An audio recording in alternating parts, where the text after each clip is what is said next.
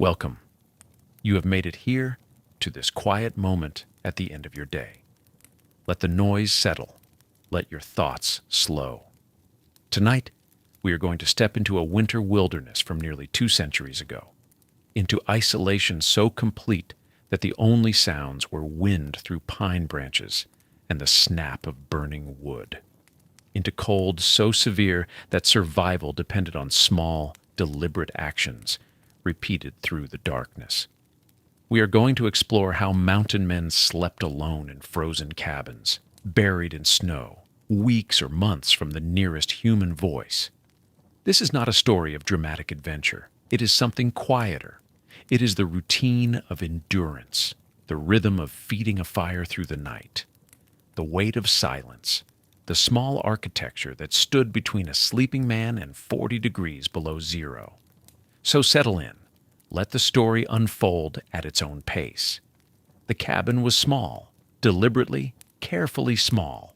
Most measured 12 feet by 14, some only 10 by 12. A single room with a dirt floor and a stone fireplace against one wall. No windows or perhaps one small opening covered with scraped hide that let in pale winter light.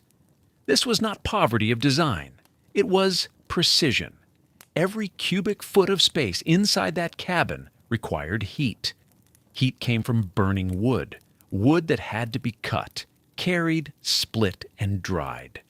Wood that had to last through months when snow stood 4 feet deep and temperatures dropped to 40 below zero. A larger cabin meant more wood.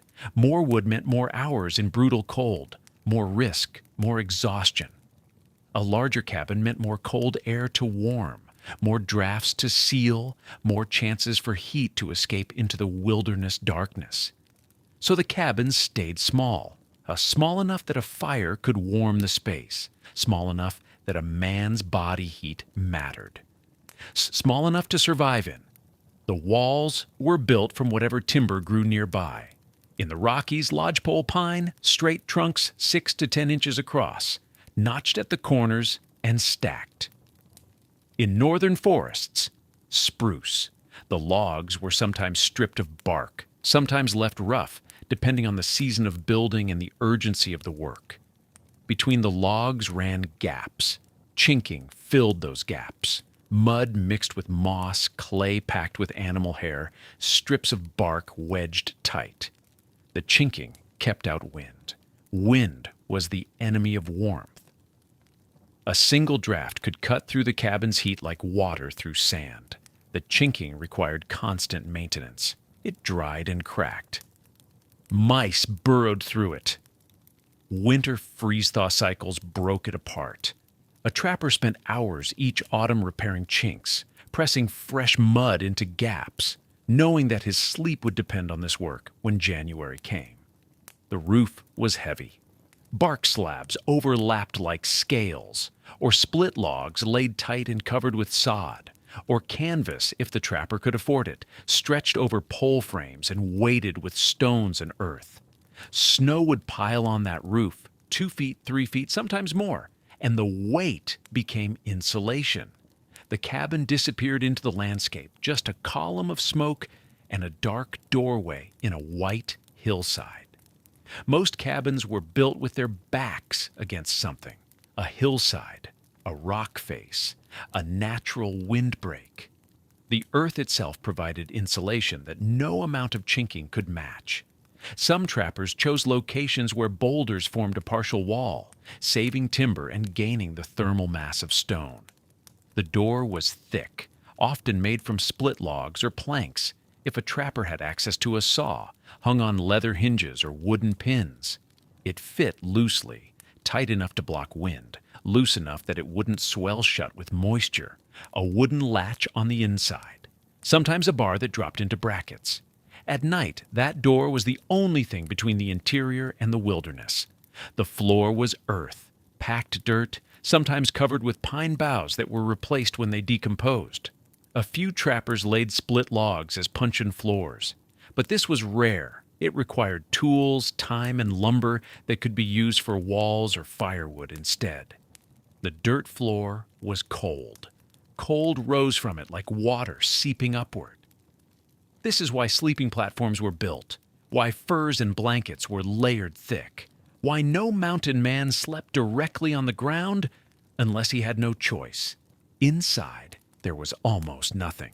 A sleeping platform built against one wall, poles lashed together and covered with whatever materials the trapper had gathered. A few wooden pegs driven between logs to hang tools, traps, and clothing.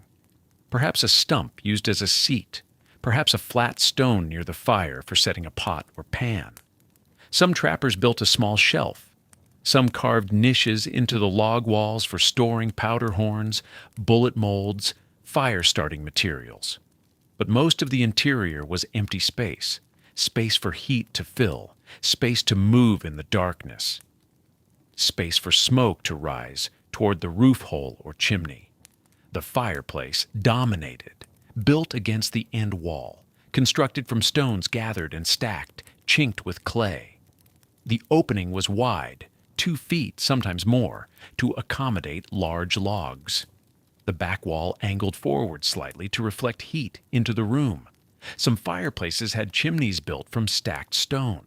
Others used wooden frames, small logs stacked like a square tunnel, plastered inside and out with thick clay to prevent burning. These chimneys extended above the roofline and they required constant inspection. A crack in the clay could ignite the wood. A cabin fire in deep winter was a death sentence. The fireplace had no damper, no controls. Draft came from the chimney draw and the small gaps around the door. Managing the fire meant managing the fuel, size of logs, arrangement, density of wood species. A trapper learned his fireplace the way he learned his traps, where it drew well, where smoke backed up, how it behaved in different winds, how long a fire could burn unattended before it needed another log. This small structure, logs and mud and stone and smoke, was the center of existence. Inside it, a man would spend the long winter nights. Inside it, he would wake in darkness to feed the fire. Inside it, he would wait out blizzards that lasted days. Inside it, he would face the profound silence of absolute isolation. The cabin was not designed for comfort. It was designed for survival. And survival in that frozen wilderness meant understanding that every element, every log, every chink of mud, every stone in the fireplace had a purpose as clear as breathing. Some trappers built downward instead of upward. They carved their winter shelters into the earth itself, creating dugout structures that used the ground as insulation. These were darker, damper, but in the coldest regions, they offered warmth that a surface cabin could not match. The principle was simple. Air temperature might drop to 40 below zero, but 6 feet underground, the earth remained relatively stable, cold, but not lethal. 30 degrees, 35. The deeper the earth, the less it responded to the surface cold. A dugout shelter began with location. The trapper looked for a south-facing hillside with good drainage, soil that could be excavated without constant cave-ins, and proximity to water and timber. He needed a slope steep enough that the front wall could be built from logs while the back and sides remained earth. Excavation was brutal work, digging into frozen or semi-frozen ground with tools meant for other purposes. A hatchet, a knife, a sharpened stick, perhaps a small spade if he had one. Some trappers spent weeks on this work, carving a space 8 feet deep into a hillside, wide enough for a sleeping platform and a fire area. The earth was piled outside and later used to cover the roof. The floor was dug below the entrance level, creating a cold sink, a pit where the coldest air would settle, away from the sleeping area. Some dugouts had floors 3 or 4 feet below the doorway. The front wall was built from logs, notched and stacked like a conventional cabin wall, with a low doorway, often just 4 feet high, requiring a person to bend or crawl to enter. This low entrance reduced heat loss. Warm air stayed inside. Cold air had to sink to enter. The roof was the most critical element. Poles were laid across the excavated space, then covered with bark or hides, then piled with earth. sometimes 2 feet of soil, heavy and insulating. Grass and moss grew on these roofs by summer. Snow piled on them in winter, adding more insulation. Inside, the space was dark. What little light entered came from the doorway or a small smoke hole. Some trappers burned rushlights, cattail heads soaked in fat, but most simply lived in dimness, learning to work by firelight and memory. The walls wept moisture. Condensation formed where warm interior air met cold earth. Water ran down the walls in small streams, pooling in corners. This constant dampness rotted furs, rusted metal, and soaked into anything that touched the walls. Trappers learned to keep belongings away from the walls. Sleeping platforms were built with clearance on all sides.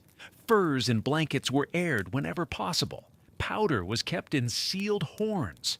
Traps were greased constantly to prevent rust. But the dampness was the price of warmth. A dugout shelter, once warmed, held heat far longer than a surface cabin. The thermal mass of the surrounding earth absorbed warmth during the day and released it slowly at night. A fire could be allowed to die down to coals, and the interior would remain survivable. Some trappers built hybrid structures, half dugout, half surface cabin. The back third carved into a hillside, the front 2/3 built from logs. This provided earth insulation on one side while allowing more light and air circulation than a full dugout. These hybrid shelters often had the fireplace built into the earth wall at the back, with the chimney angling up through the hillside. The earth around the firebox acted as a heat sink, absorbing warmth and radiating it into the space long after the fire burned low. Ventilation was a constant concern. Dugouts could fill with smoke if the chimney didn't draw properly.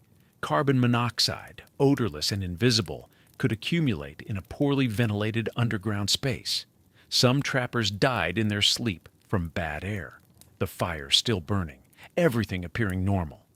To prevent this, small air gaps were left near the roof line, or the door was fitted loosely enough to allow air exchange.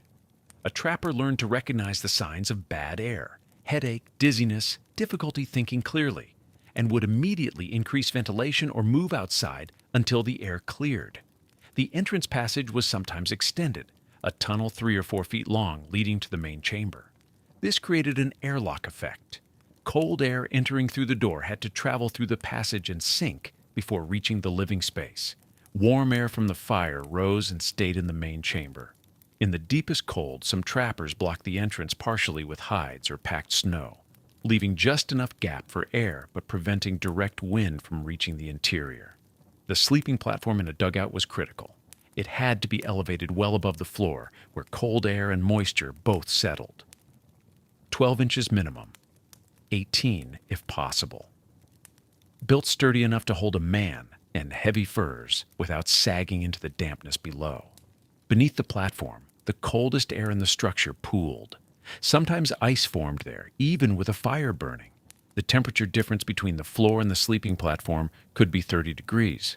Dugouts were not common. They required specific terrain, significant labor, and a commitment to returning to the same location year after year. A trapper who moved frequently, following game and trap lines, could not invest the time. But in regions where winter cold was extreme and timber was scarce, the dugout made sense. It required fewer logs. It held heat with less firewood. It could be built into landscapes where surface cabins would be torn apart by wind. Some trappers used these shelters for decades. They became familiar, known. The earth walls stopped weeping as much once they dried out over multiple seasons. The sleeping platform was refined. The fireplace adjusted until it drew perfectly. A man could survive winter after winter in a hole in the ground, emerging each spring pale and smoke-stained, but alive. And that was all that mattered. Outro, the long winter nights passed slowly in those small shelters. Firelight moving on log walls, the sound of wind in the pines, the weight of silence pressing down like the snow on the roof. A man alone, tending a fire, waiting for spring. Not dramatic, not filled with crisis, just the quiet repetition of survival, Wood on the fire, furs pulled close, sleep that came in intervals, broken by cold, and the need to keep the flames alive. This was the rhythm of the mountain man's winter. Small actions, careful routines, the knowledge that mistakes were measured in frozen flesh and empty mornings. We will return to this world again. For now, let the fire burn low. Let sleep come as it will. The fireplace was not decoration. It was the center of survival. Built stone by stone against the cabin's end wall, it occupied as much as a quarter of the interior space. Its construction determined whether a man would live through winter or die quietly in his sleep. Mountain men building new cabins spent days selecting stones from creek beds and hillsides. Flat stones worked best for the firebox. Rounded river stones sometimes exploded from trapped moisture when heated. The works was slow. Each stone was fitted, tested, sometimes discarded. The gaps between were chinked with clay mud mixed with grass or animal hair. The chimney rose through the roof, built carefully to prevent sparks from igniting the wooden structure around it. Some trappers lined the roof opening with additional stone. Others used clay several inches thick. The smallest crack could mean fire spreading to dry timber overhead. This fireplace became the axis around which everything else turned. Sleep happened in relation to it. Clothing dried near it. Food preparation required it. The trapper's sleeping platform was positioned to receive its heat. His wood supply was stacked within reach of it. His daily routines began and ended at the firebox. The fire itself required constant attention. During the deepest winter months, it burned continuously. Letting it die meant starting over with flint and steel in a cabin already dropping toward freezing. Some trappers kept coals alive for weeks without full extinction. The process of maintaining fire through the night became as automatic as breathing. Before settling into his furs, the trapper built up the fire using a method learned through cold experience. At the back of the firebox, he placed the largest log he could manage. 12 inches in diameter. 18 if he'd found something exceptional. This backlog was oak if available, ash, maple, any hardwood that burned slowly and through steady heat. In front of this, he arranged smaller pieces, 3 or 4 split logs, sometimes rounds of softer wood that caught easily and burned hot. The arrangement mattered. Air had to flow underneath. The smaller wood ignited first, gradually catching the backlog, which would burn for 6 to 8 hours if sized correctly. This was the gamble each night. A backlog too small meant waking to cold. Too large meant wasted effort and wood. The trapper learned through experience, adjusting for temperature, wind, the dryness of his fuel. Even with careful preparation, the fire required feeding. Most mountain men woke 2 or 3 times each night during January and February. Some woke more often when temperatures dropped to 30 or 40 below. They trained themselves to this rhythm. An internal clock developed. The body learned to surface from sleep at intervals. The routine was always the same. Emergence from the heavy furs into air so cold it hurt the lungs. Sometimes the trapper didn't fully leave his bedding. He reached from under the buffalo robe, grabbed 2 or 3 pieces of wood from the stack positioned nearby, and added them to the coals without standing. He stirred the fire with a poker kept within arm's reach, checked that the new pieces were catching, listened to the wind outside, noted whether snow was falling by the sound on the roof, then back under the furs before the brief warmth from moving around dissipated. The whole process took perhaps 2 minutes. Some trappers remained half asleep through it. Others woke fully and lay listening to the night sounds before sleep returned. The fire crackled. Wind moved through trees. Sometimes an animal called in the distance, then silence again. The cabin temperature swung dramatically through these cycles. At bedtime, with the fire built high, the area near the fireplace might reach 60 or even 70 degrees. The far end of the cabin stayed much colder, 20 degrees colder, 30. Heat rose to the roof and collected there uselessly. The floor remained near freezing no matter how large the fire. By the small hours of morning, if the fire had burned down to coals, the temperature throughout the cabin dropped, near freezing even close to the hearth. The trapper's breath became visible, ice formed in the water bucket. Frost appeared on the interior walls, where moisture had condensed and frozen. This created zones within the small space, a gradient from relative warmth to bitter cold, across just 12 or 14 feet. The sleeping platform was positioned in the warmest zone. Tools and supplies that couldn't freeze were kept there too. Everything else occupied the colder periphery. The trapper learned to read temperature by feel and sound. The quality of cold air on his face when he emerged from bedding. The way the fire popped. Dry wood sounded different than wood still holding moisture. Ice cracking in the water bucket. Wind finding gaps in the chinking. Fire brought its own dangers. Chimneys built up creosote from wood smoke. This residue could ignite, sending flames roaring up the flue with a sound like a freight train. Some trappers cleaned their chimneys by burning hot fires of dry pine to burn out buildup. Others climbed onto the roof with improvised brushes. A chimney fire could spread to the cabin itself. Sparks escaped the firebox.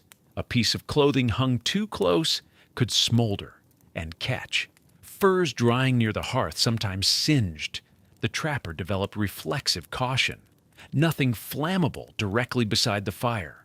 Constant awareness of where sparks landed. Carbon monoxide was invisible and silent. In tightly sealed cabins during blizzards, some trappers died in their sleep from smoke that couldn't escape. The balance was delicate. Enough ventilation to prevent suffocation. Not so much that heat poured out uselessly. The trapper learned to maintain a small gap somewhere, a deliberate crack.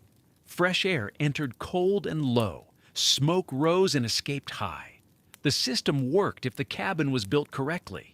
If it wasn't, the man inside might simply not wake up. The fireplace defined the rhythm of existence. In the evening, as light faded, the fire was built up. This marked the transition to night. In the morning, it was revived from coals. This began the day. The night wakings to feed it created intervals, breaking the darkness into segments. The fire provided the only light after sunset. Its movement created shadows that shifted across walls. The trapper performed small tasks by firelight, sharpened knives, mended equipment, worked leather. The quality of light was warm but unreliable. Fine detail work was difficult. The sound of burning wood became constant companion. The snap of pitch pockets in pine, the steady consumption of hardwood, the collapse of logs into coals. In the profound silence of winter forest, these small sounds were sometimes the only break in hours of quiet.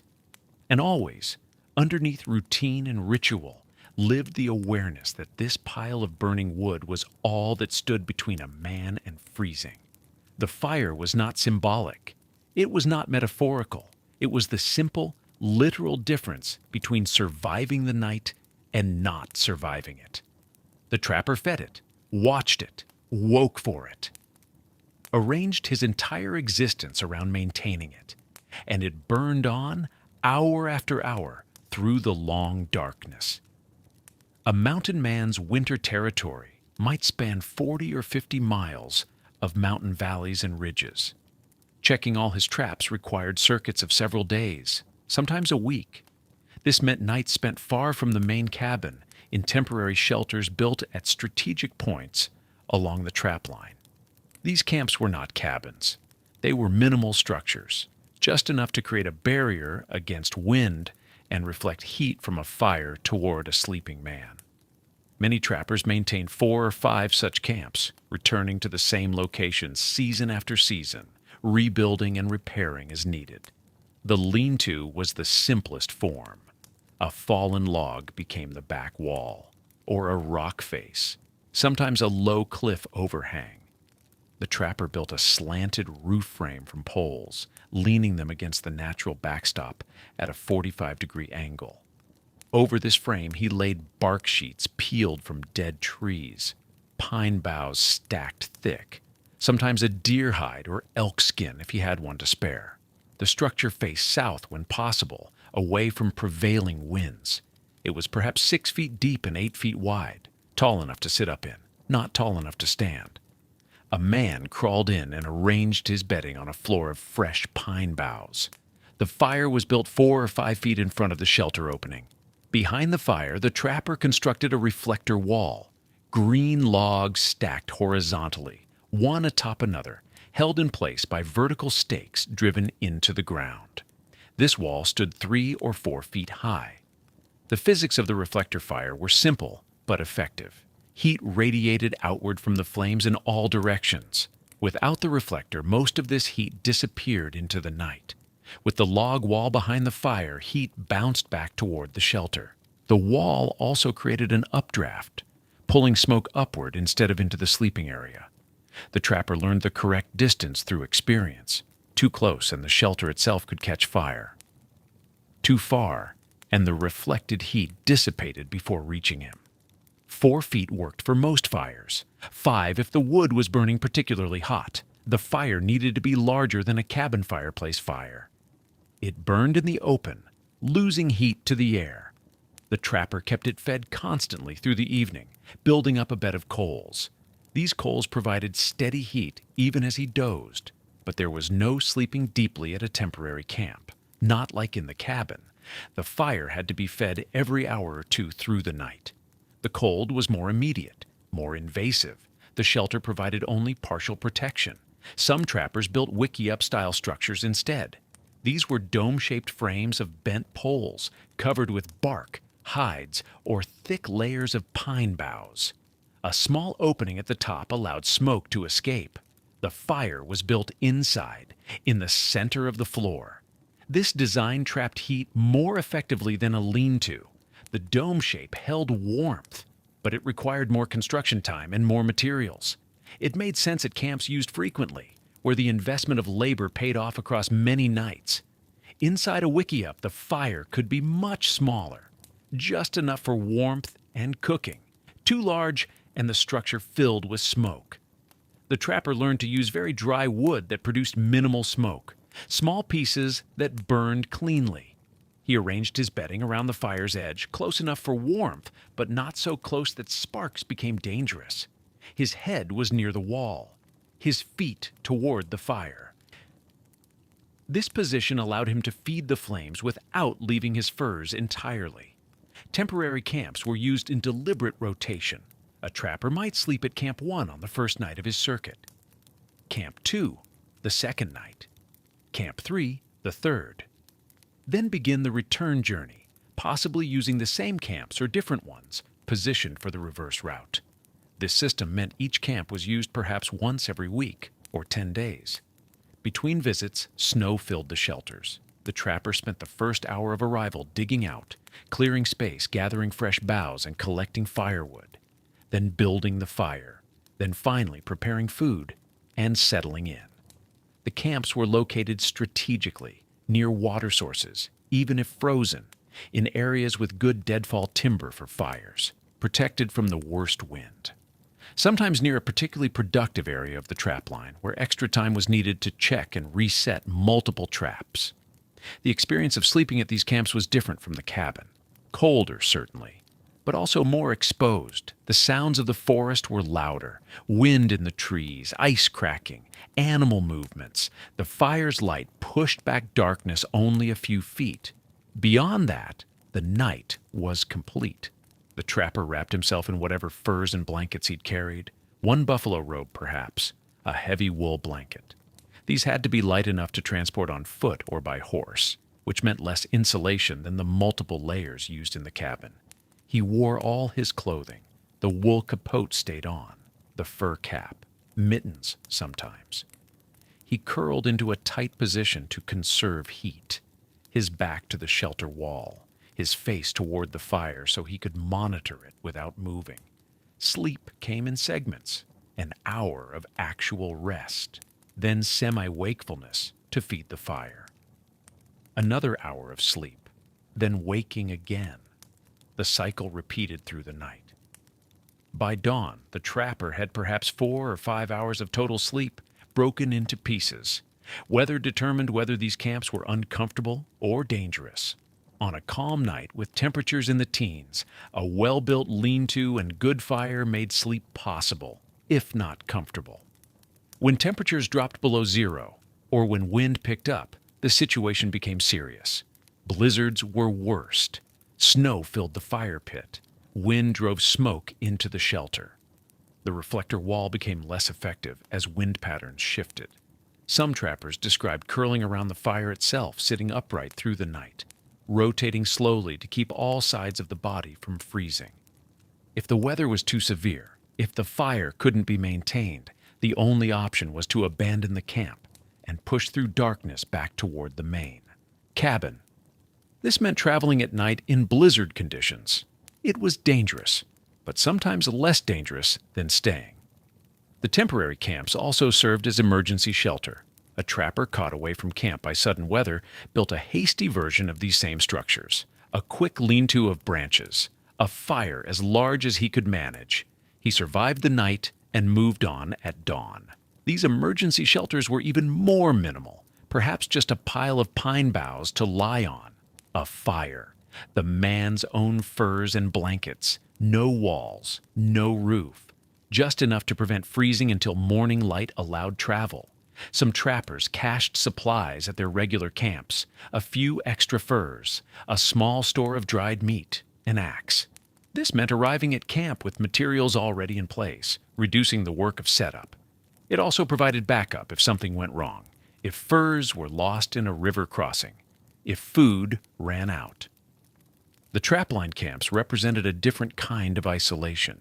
In the main cabin, a man had walls and a solid roof, some sense of enclosure and security. At the temporary camps, there was only thin bark and boughs between him and the wilderness. The fire was the only real protection. The darkness pressed closer. The cold was more invasive. The line between survival and disaster was thinner. Every action mattered more. The quality of the firewood, the tightness of the shelter construction, the vigilance in waking to feed the flames. And yet trappers returned to these camps week after week, season after season. The system worked. It had to work.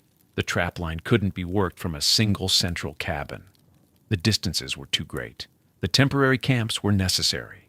So the mountain man learned to sleep in these minimal shelters, learned to manage the fire through broken intervals of rest. Learn to wake at dawn, stiff and cold, but alive, ready to check the next set of traps and move on. The temporary camp was where survival distilled to its essential elements: fire, shelter, fur, vigilance, nothing extra, nothing wasted. Just a man and a flame in the winter darkness and the knowledge that dawn would eventually come. The bed itself was a deliberate construction. Most mountain men did not sleep on the floor. They built raised platforms from poles and split logs, elevating the sleeping surface 6 to 12 inches above the packed earth or puncheon flooring. This elevation served a specific purpose. The coldest air in the cabin settled to the floor. It pooled there. A man sleeping directly on that surface would wake, if he woke, with the cold soaked into his bones. The platform kept him above that layer. Some trappers built these platforms against the wall opposite the fireplace. Others positioned them along a side wall. The platform extended the width needed for a man to lie down, perhaps 3 feet across, and ran 6 or 7 feet in length. Construction was simple: 4 corner posts driven into the ground or wedged against wall logs, cross poles lashed or notched into place, then the sleeping surface itself. The sleeping surface varied. Some men laid poles close together side by side, creating a relatively flat plane. The gaps between poles allowed air circulation from below. Others used split logs, flat side up, fitted more tightly. In established cabins used year after year, some trappers wove the platform from rawhide strips, creating a surface with slight give, similar in principle to rope beds in frontier homes farther east. The rawhide stretched and sagged with use and humidity, requiring periodic tightening. But most platforms were simply poles. The elevation served another function beyond keeping a man above the coldest air. It allowed circulation beneath the bedding. Body heat generated moisture, breath condensed. In a sealed, poorly ventilated space, this moisture had nowhere to go. It soaked into furs and blankets, reducing their insulation. A raised platform with air moving beneath it helped. Not much, but enough that trappers noticed the difference. Building the platform was one of the first tasks when establishing a winter cabin. A man gathered poles of relatively uniform thickness, usually 3 to 4 inches in diameter. He stripped the bark if time allowed, though many didn't bother. He notched the cross supports or lashed them with leather strips or twisted rawhide. The structure needed to bear his weight, plus the considerable weight of furs and blankets, without sagging or collapsing. Some platforms were built sturdy enough that a man could sit on the edge to pull on frozen moccasins in the morning. Others were less substantial. The platform defined the sleeping area. It created a specific place in the small cabin, a zone dedicated to rest. During the day, it might serve as a seat or a surface for working hides, but at night, it became the foundation of the system that kept a man alive. That system began with what went on top of the platform. The foundation of warmth was built in layers, starting beneath the body. Directly on the pole platform, a trapper laid his first insulation. Most commonly, this was pine or spruce boughs.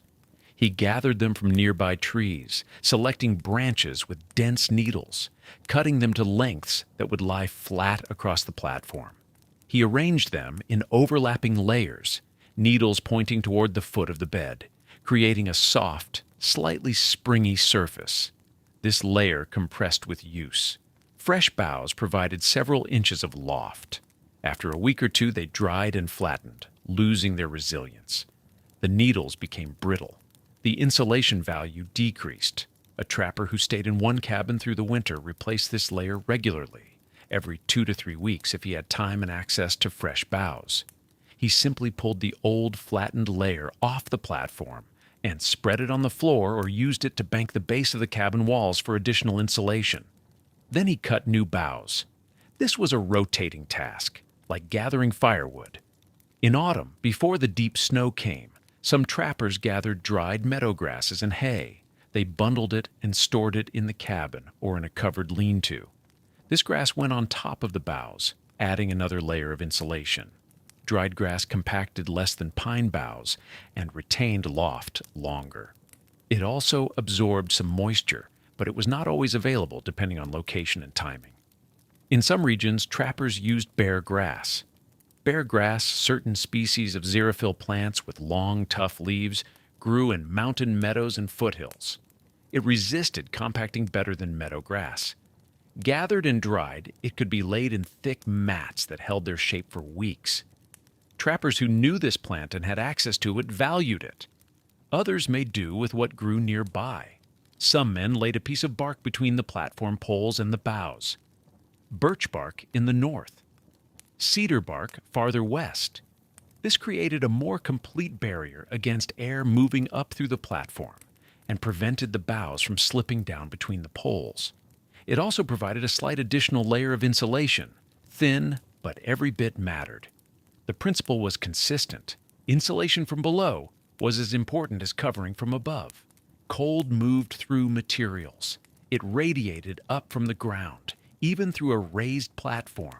A man could pile 5 heavy furs on top of himself, but if he had nothing beneath him, the cold would pull heat from his back, his hips, his shoulders. He would wake stiff and aching, his core temperature dropped, his body struggling. The ground cold was more dangerous than the air cold in some ways. Air could be warmed by fire. It circulated, but the earth in deep winter held a vast reservoir of cold. Frozen solid, sometimes 3 or 4 feet down, it radiated that cold upward constantly. A sleeping man pressed against it, even with a platform between, felt that draw. His body worked all night to generate enough heat to compensate. If the insulation below him failed or compressed to nothing, his body lost that fight. So trappers paid attention to the bottom layers. They checked them. They adjusted them. If they woke cold, they often added more material below rather than above. A man might sleep with only 2 or 3 layers on top of himself if he had sufficient insulation beneath. The combination mattered more than the total amount. The smell of the bedding area was distinct: pine resin and dried needles, the musty scent of dried grass. Sometimes the sharper smell of cedar or spruce, all of it mixed with wood smoke, since everything in the cabin absorbed smoke, and the faint animal smell of the furs that would be laid on top. A trapper grew accustomed to it. It became the smell of safety, of preparation, of the small zone of warmth he had constructed. Each evening, as light faded, he checked this foundation. He pressed a hand into the boughs to feel how much give remained. If they had flattened too much, he pulled them apart, fluffing them slightly, or added another armful of fresh material if he had it. He straightened the grass layer if it had bunched to one side during the previous night's sleep. He made sure the surface was even, without gaps or thin spots. This took only a few minutes, but those minutes mattered. The care taken in maintaining the platform and its insulation was part of the broader system of vigilance that kept a man alive. Nothing could be neglected. Nothing could be assumed to remain as it was. Everything required attention. With the foundation prepared, he built upward, adding the furs and blankets that would surround him through the night. The primary defense against freezing was fur, not decorative, not comfortable in any familiar sense, but dense, heavy, and capable of holding the warmth a human body generated through the long hours when the fire burned low and the temperature inside the cabin dropped toward freezing. Buffalo robes formed the foundation of most trappers' sleeping systems. A single robe, properly tanned with the hair left on, weighed 15 to 20 pounds. The hide was thick. The fur was dense enough that wind could not penetrate it. When a man could afford 2 robes, and many saved for years to own a pair, he slept between them, one beneath his body and one pulled over the top, creating an envelope of retained heat. The buffalo robe did something wool could not.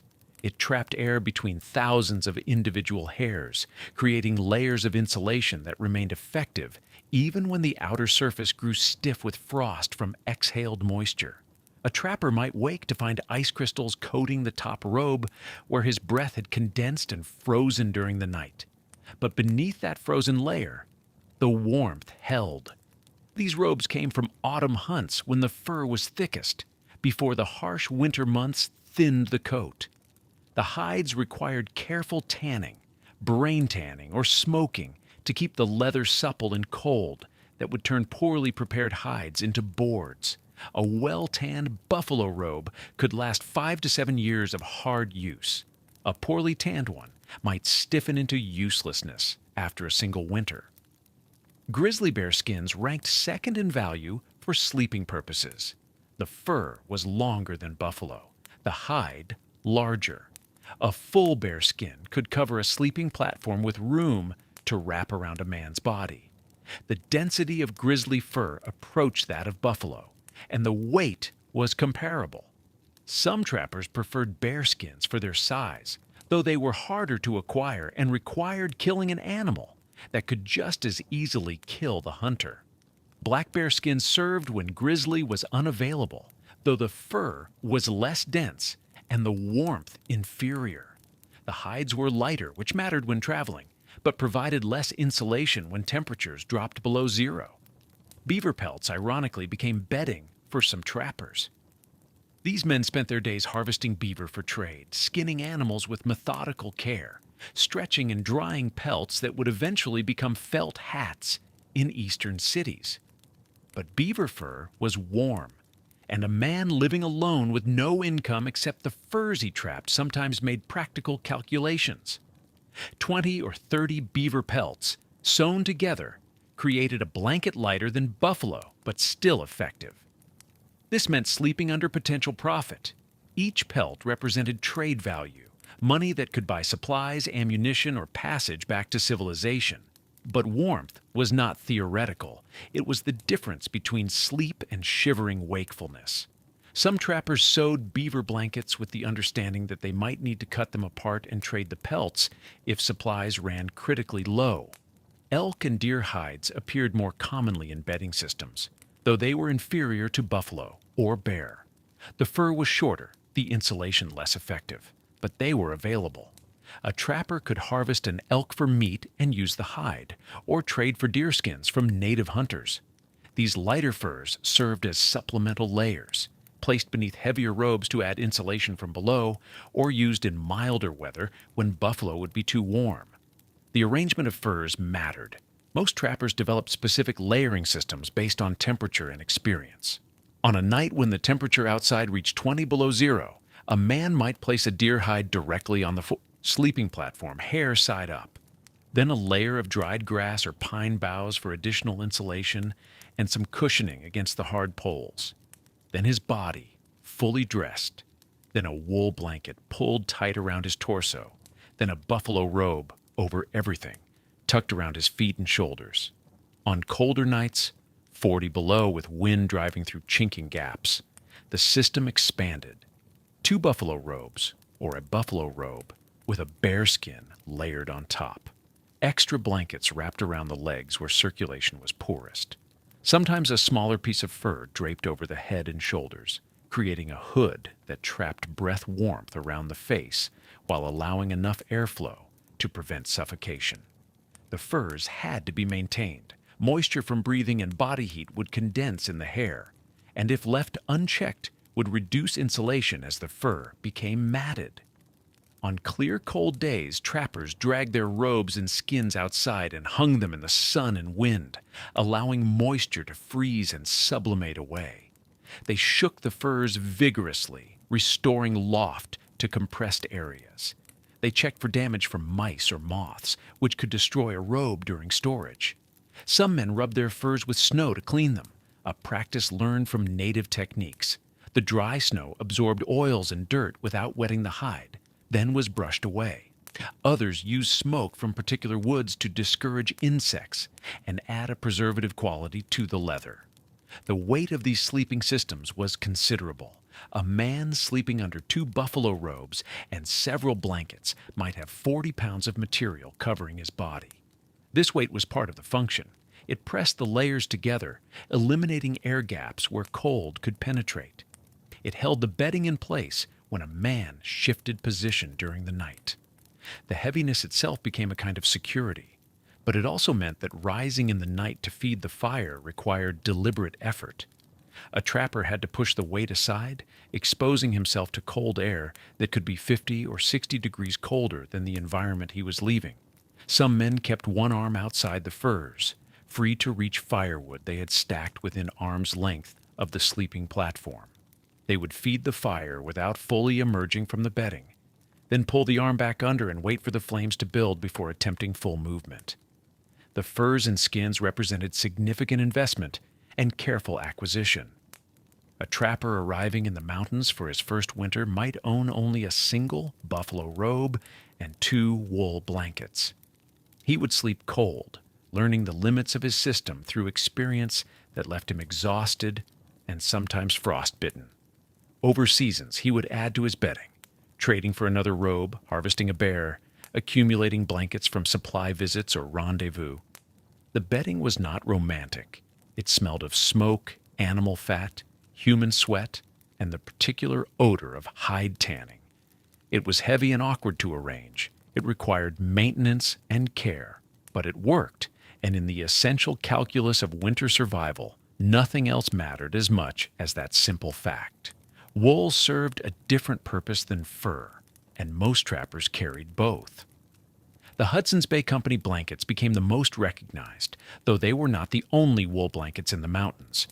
These were heavy trade blankets, woven tight, weighing 3 to 4 pounds each. They came marked with a point system, short black lines woven into the fabric near the edge. A 4-point blanket measured roughly 90 inches by 72 inches. A 3.5-point blanket was slightly smaller. The points indicated size, not quality, though trappers developed preferences. Most carried 4-point blankets when they could get them. The extra size allowed for wrapping and layering in ways that smaller blankets could not accommodate. The wool itself was the critical element. Unlike fur, which lost insulating capacity when it became wet, wool retained warmth even when damp. This property mattered in conditions where a man might return to his cabin soaked from crossing a creek or caught in wet snow. Fur would need hours near the fire to dry. Wool could be worn or slept under while still damp, continuing to provide warmth through a property of the fiber itself. The blankets came in specific colors. White with colored stripes, green, red, yellow, or indigo was most common. Though some were solid colors, the dyes and patterns served as identifiers of origin and sometimes quality. But for the trapper, color was irrelevant. Weight and weave mattered. A tightly woven blanket resisted wind better than a loose weave. A heavy blanket provided more warmth than a light one. Trappers typically owned between 2 and 4 blankets. This was not excess. The layering combinations changed based on temperature and conditions. On a moderately cold night, temperatures in the teens, a man might use 1 blanket beneath him as padding and insulation from the sleeping platform, and 2 blankets over him. On colder nights, all blankets might go on top, layered with furs. The layering order followed principles learned through trial. Wool against the body allowed moisture from sweat to move away from the skin into the fabric, where it could evaporate or freeze without creating dampness against flesh. Fur over the wool created an outer barrier against cold air.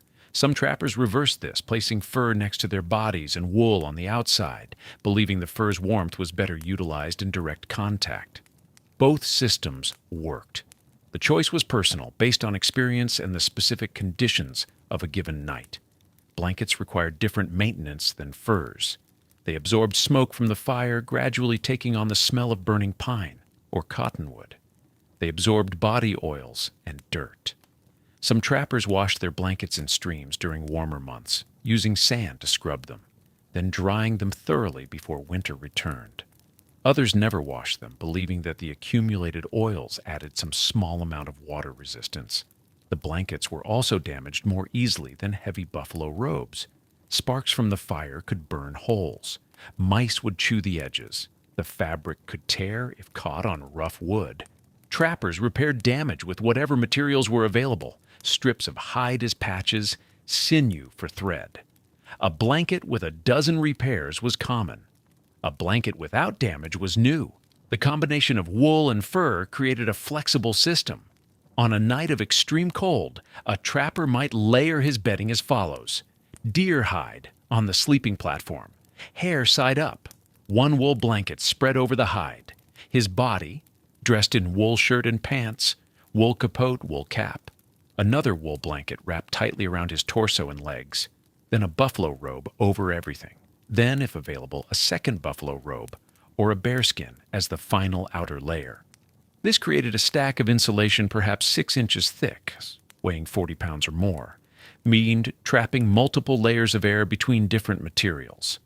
The system was not perfect. Cold still penetrated, but it was effective enough that a man could sleep for several hours at a time, even when the temperature outside the cabin reached 40 below zero, and the fire had burned down to coals.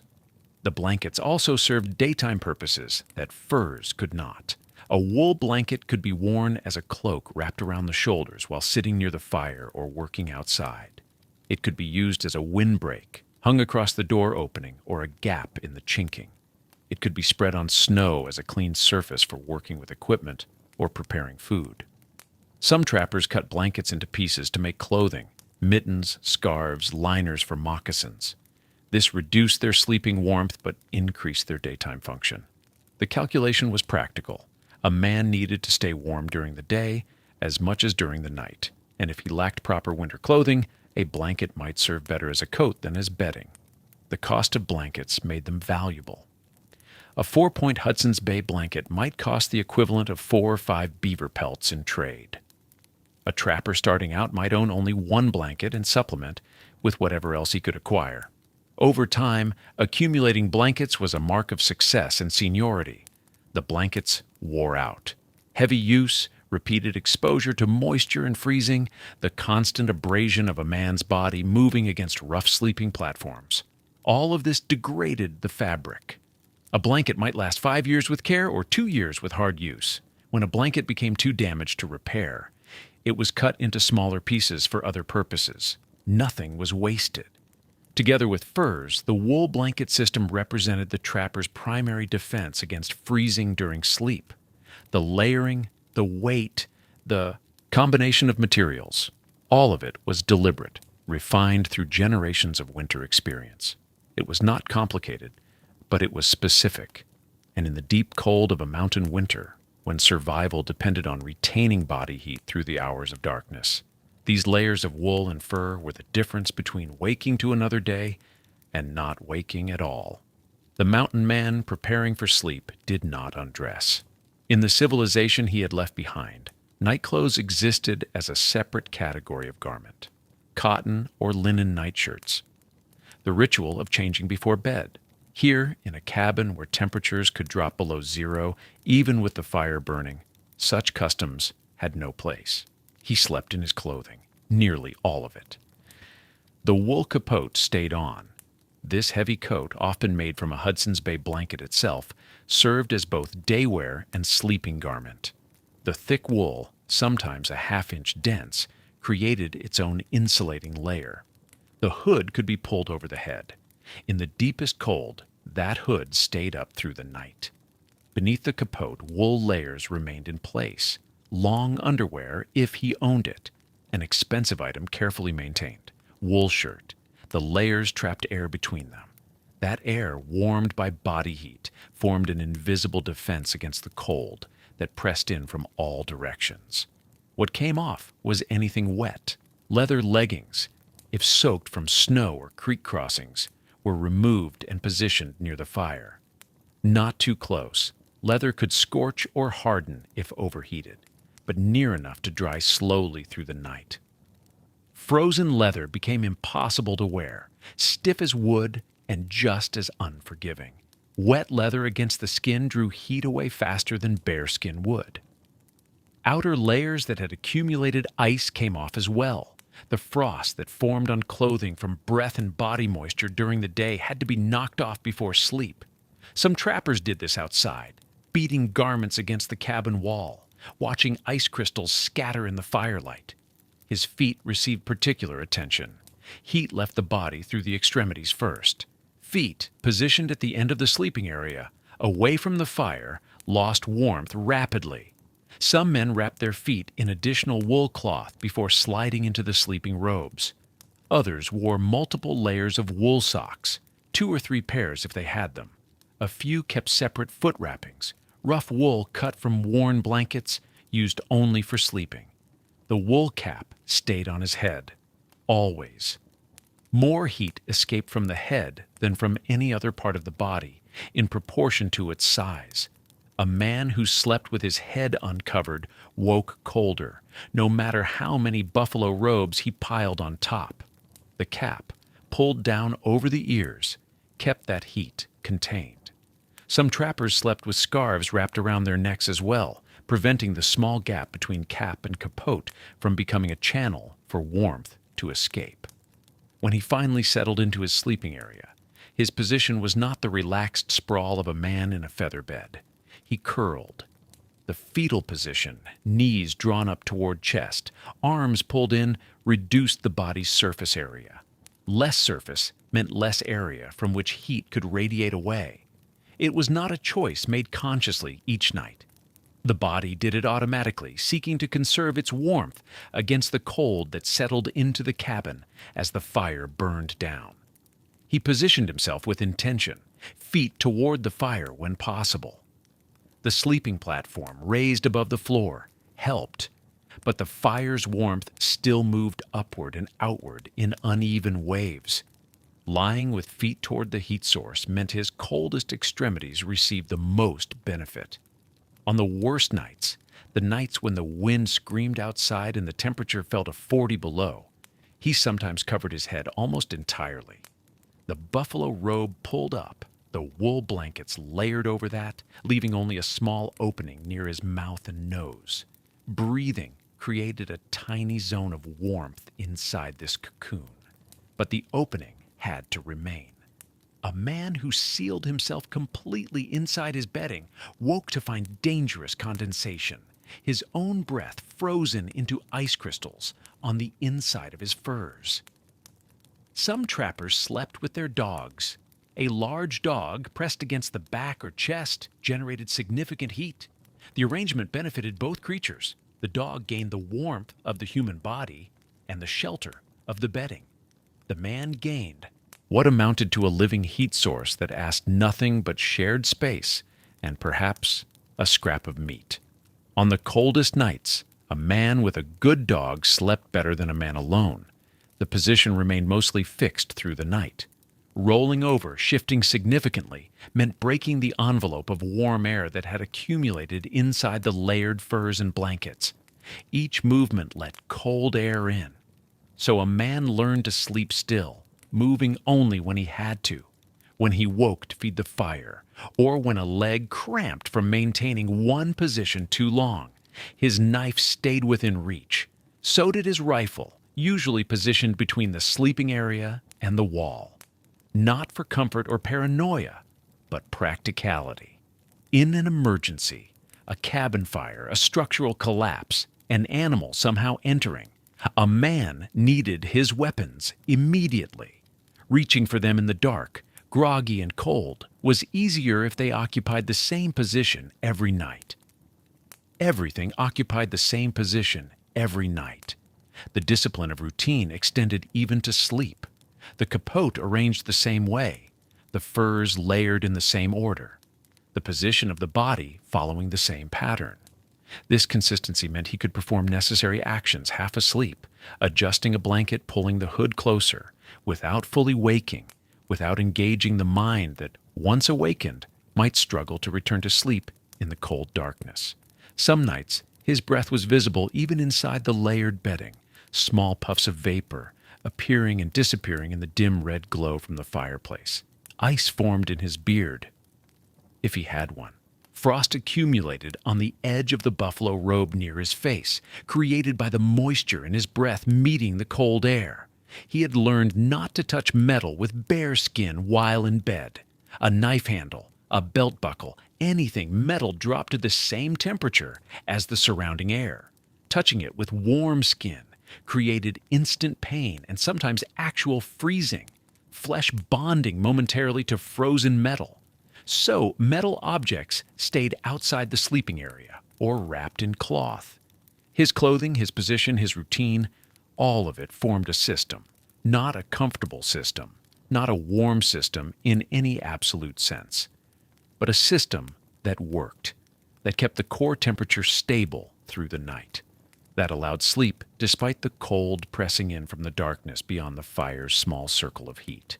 He settled into it the same way each night, methodically.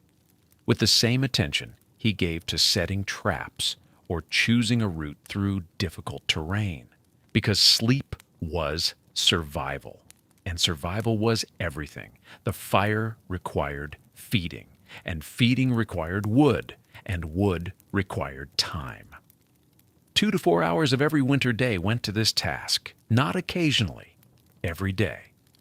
A mountain man learned quickly that staying warm was not a matter of building one good fire. It was a matter of continuously supplying fuel to a process that never stopped. The mathematics were simple and unforgiving. A winter night lasted perhaps 14 hours at these latitudes. A fire burning through 14 hours consumed a substantial volume of wood. That wood had to come from somewhere, from the forest, which meant work. He did not cut living trees when dead wood was available. Living trees contained moisture, sap, and water held in the wood cells. That moisture had to be driven out by heat before the wood would burn properly. Wet wood created smoke. Excessive smoke in a small cabin made breathing difficult and eyes water. It also indicated inefficiency. Heat energy that should have warmed the space was instead being used to evaporate water from inadequately seasoned fuel. Dead standing timber was ideal. Trees that had died naturally, killed by disease or age or fire, that remained upright and had dried over months or years.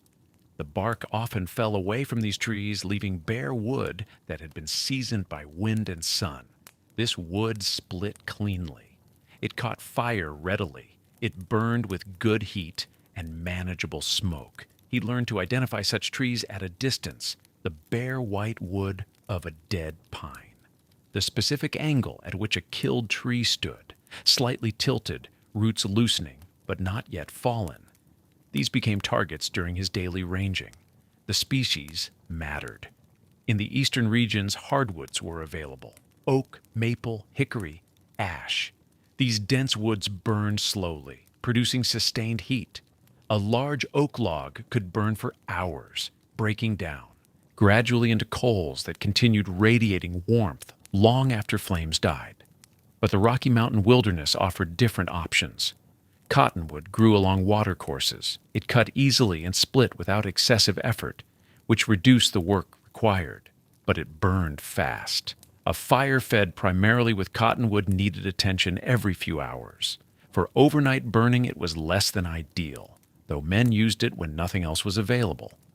Lodgepole pine covered vast areas of mountainous terrain. It grew straight and tall, died readily in dense stands, and provided abundant fuel. But pine was resinous. It burned hot and fast, sometimes too hot, with flames that could damage a poorly built fireplace. And it created creosote, a sticky, flammable residue that accumulated in chimneys and presented a fire hazard over time. Douglas fir burned better than lodgepole, with less creosiness and steadier heat. Aspen, common in certain elevations, was easy to cut and split but burned even faster than cottonwood. A man learned his local forest, learned what grew where, and learned which species to target for which purpose. The work itself was physical and time-consuming. He traveled out from his cabin with an axe, sometimes a saw, if he owned one, a precious tool, expensive and requiring maintenance. The distance varied. Early in winter, dead standing timber might be available within a quarter mile. By midwinter, the nearest good wood might be half a mile or more. He had been cutting the closest trees for weeks. He selected a dead tree of appropriate size. Too large, and it became impossible to move. Too small, and it burned too quickly to justify the effort. A tree 6 to 12 inches in diameter at the base was manageable. He felled it, cutting close to the ground to minimize waste. Once down, he limbed it. The branches came off and were either gathered for kindling or left where they fell, depending on quality. Then he began cutting the trunk into sections. Each section had to be short enough to fit inside the fireplace. Most cabin fireplaces were perhaps 3 feet wide, so he cut the trunk into lengths of roughly 2.5 feet, allowing some margin. These sections were heavy. Green wood could weigh enormous amounts due to water content, but even dead, seasoned wood had mass. A 2-foot section of pine 10 inches in diameter weighed 20 to 30 pounds. He might cut 8 or 10 such sections from a single tree. Then came the transport. If snow was deep, he sometimes improvised a sled. A few poles lashed together, the wood sections piled on top and dragged. If the terrain was rough or snow shallow, he carried the sections, 1 at a time or 2 at a time, balanced across his shoulders. Multiple trips across a quarter mile or more. The work generated heat, which was welcome in cold air, but also sweat, which was dangerous. He managed his pace to avoid soaking his clothing. Back at the cabin, the wood was stacked, not outside in the snow, though some rough reserve might be kept there, but primarily inside, or in a covered area directly attached to the cabin if he had built one. Wood stored inside dried fully and stayed accessible no matter the weather. Blizzards could last 3 days or more. During such storms, leaving the cabin was difficult and sometimes impossible. A man trapped inside without wood froze, so the cabin became a storage space as much as a living space. Wood lined the walls, wood stacked near the sleeping area, wood piled by the door. The smell of it, pine resin, dry bark, the dust of dead wood, became the smell of the interior itself. Splitting came next for some pieces. Large sections needed to be split into smaller parts to catch fire easily and to fit properly in the fireplace. He split them with an axe or a wedge, working methodically through his supply. Split wood dried faster than rounds. It also burned more predictably. He learned to judge what he would need. A cold night required more wood than a mild one. A night when he planned to sleep longer between fire feedings required larger logs. He began to know by feel and experience what a night's supply looked like. And he kept ahead of that supply, always gathering more, always ensuring a surplus. Some trappers kept a week's worth of wood inside at all times. Others maintained only 2 or 3 days' worth, gathering more frequently. The approach varied, but the principle did not. The wood supply could never be allowed to run low. It was work that never ended. Even on days spent checking distant trap lines, he gathered wood if he could. Carrying back a few pieces, noting locations of good dead timber for future collection. The mental map of his territory included not just trap locations and game trails, but also fuel sources. The hours spent each day on this task were hours not spent trapping, not spent hunting, not spent resting. But without them, the other activities became irrelevant because the fire required feeding, and the fire was life. The fire that burned when a trapper finally settled into his bedding was not built the same way as the fire that cooked his meal. It was constructed differently, shaped for duration, not heat. This was the backlog method, and it made sleep possible. At the rear of the fireplace, against the stone back wall, a trapper placed a single massive log, 12 inches in diameter, sometimes 15 or 18, a section of trunk so thick it could not be split by hand. Dead standing timber, already seasoned. Dragged or rolled to the cabin and cut to length with patient saw work. This backlog formed the foundation of the overnight fire. In front of it, he laid smaller logs, 6 to 8 inches thick. 2 or 3 of them positioned parallel, creating a bed of wood that would burn from front to back, rather than all at once. Then, in the gaps and across the top, he added kindling and split pieces to generate immediate flame. The fire caught quickly in the smaller wood. Flames rose and began working on the larger logs in front. Heat built in the firebox, radiating outward into the cabin and backward against the stone. But the back log remained almost untouched. It sat in the hottest part of the fireplace, absorbing heat, beginning to char on its surface, but burning so slowly that hours would pass before it was consumed. The smaller logs in front fed the flames and created coals. The back log provided thermal mass, sustaining temperature, releasing stored heat even as the active flames diminished. A well-constructed backlog fire could burn for 6 hours, sometimes 8. This was the difference between waking once in the night and waking 4 times. The wood species mattered. Oak, if it could be found, burned hot and long. Ash provided good coals and steady heat. Hickory was prized in regions where it grew.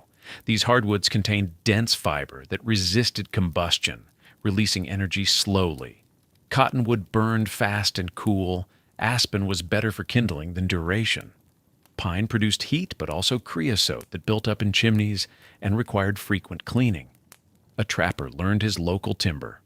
He learned which trees provided overnight burn time and which were useful only for quick warmth or cooking. He learned that a green log placed at the very back of the fireplace, not to burn, but to reflect heat, could improve efficiency, though it would eventually dry and ignite and need replacement. The arrangement of the fire determined how heat moved through the cabin. Logs placed loosely allowed airflow and faster burning.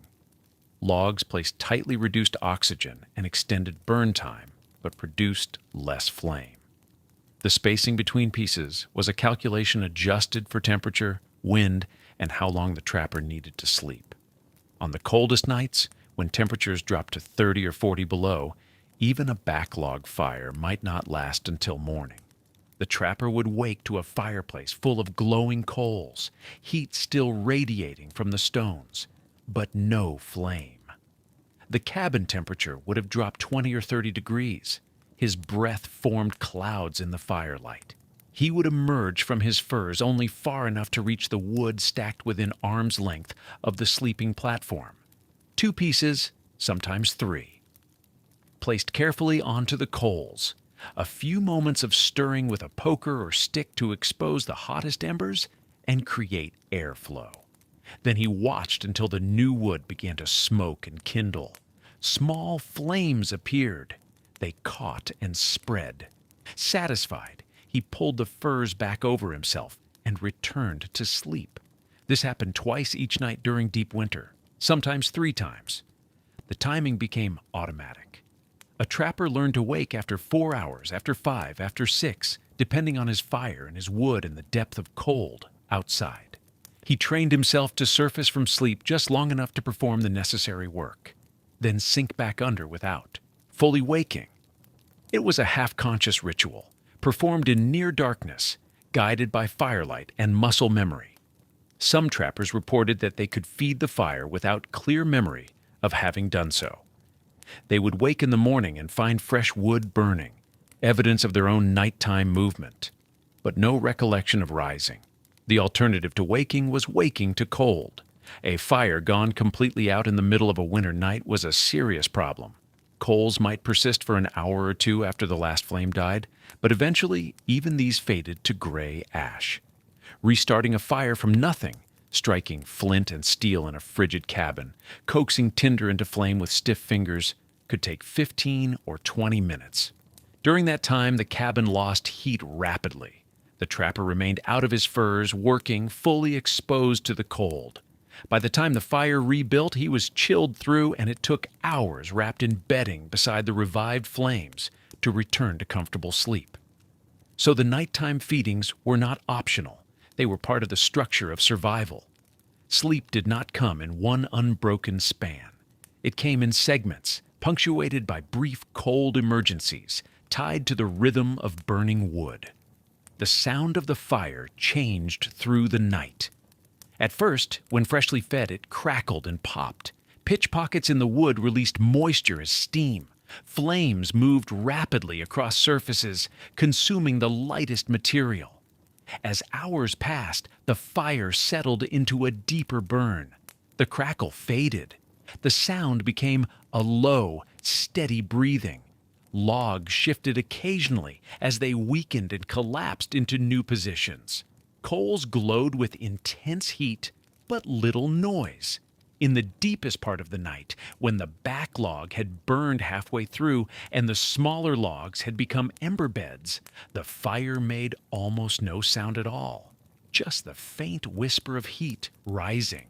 Just the occasional tick of expanding or contracting stone. A trapper lying in his furs, half asleep, listened to these sounds without conscious thought. They were the proof that the fire lived, that the cabin remained warm enough, that he could stay under the blankets a little longer before rising to feed it again. The fire was the center of everything. It determined when he woke and when he slept. It dictated the temperature of the air he breathed and the visibility of the space around him. It provided the only light after dark and the only means of preparing food or melting snow. Without it, the cabin was just a wooden box in the wilderness. With it, the cabin became survivable. So the trapper learned to build fires that lasted. He learned to read the coals and judge the time. He learned to wake in darkness and perform the necessary work and return to sleep without losing the thread of rest. He learned that survival was not one continuous effort. It was a series of small actions, repeated through the long night. The waking came from somewhere beneath full consciousness, not a decision, but a surfacing.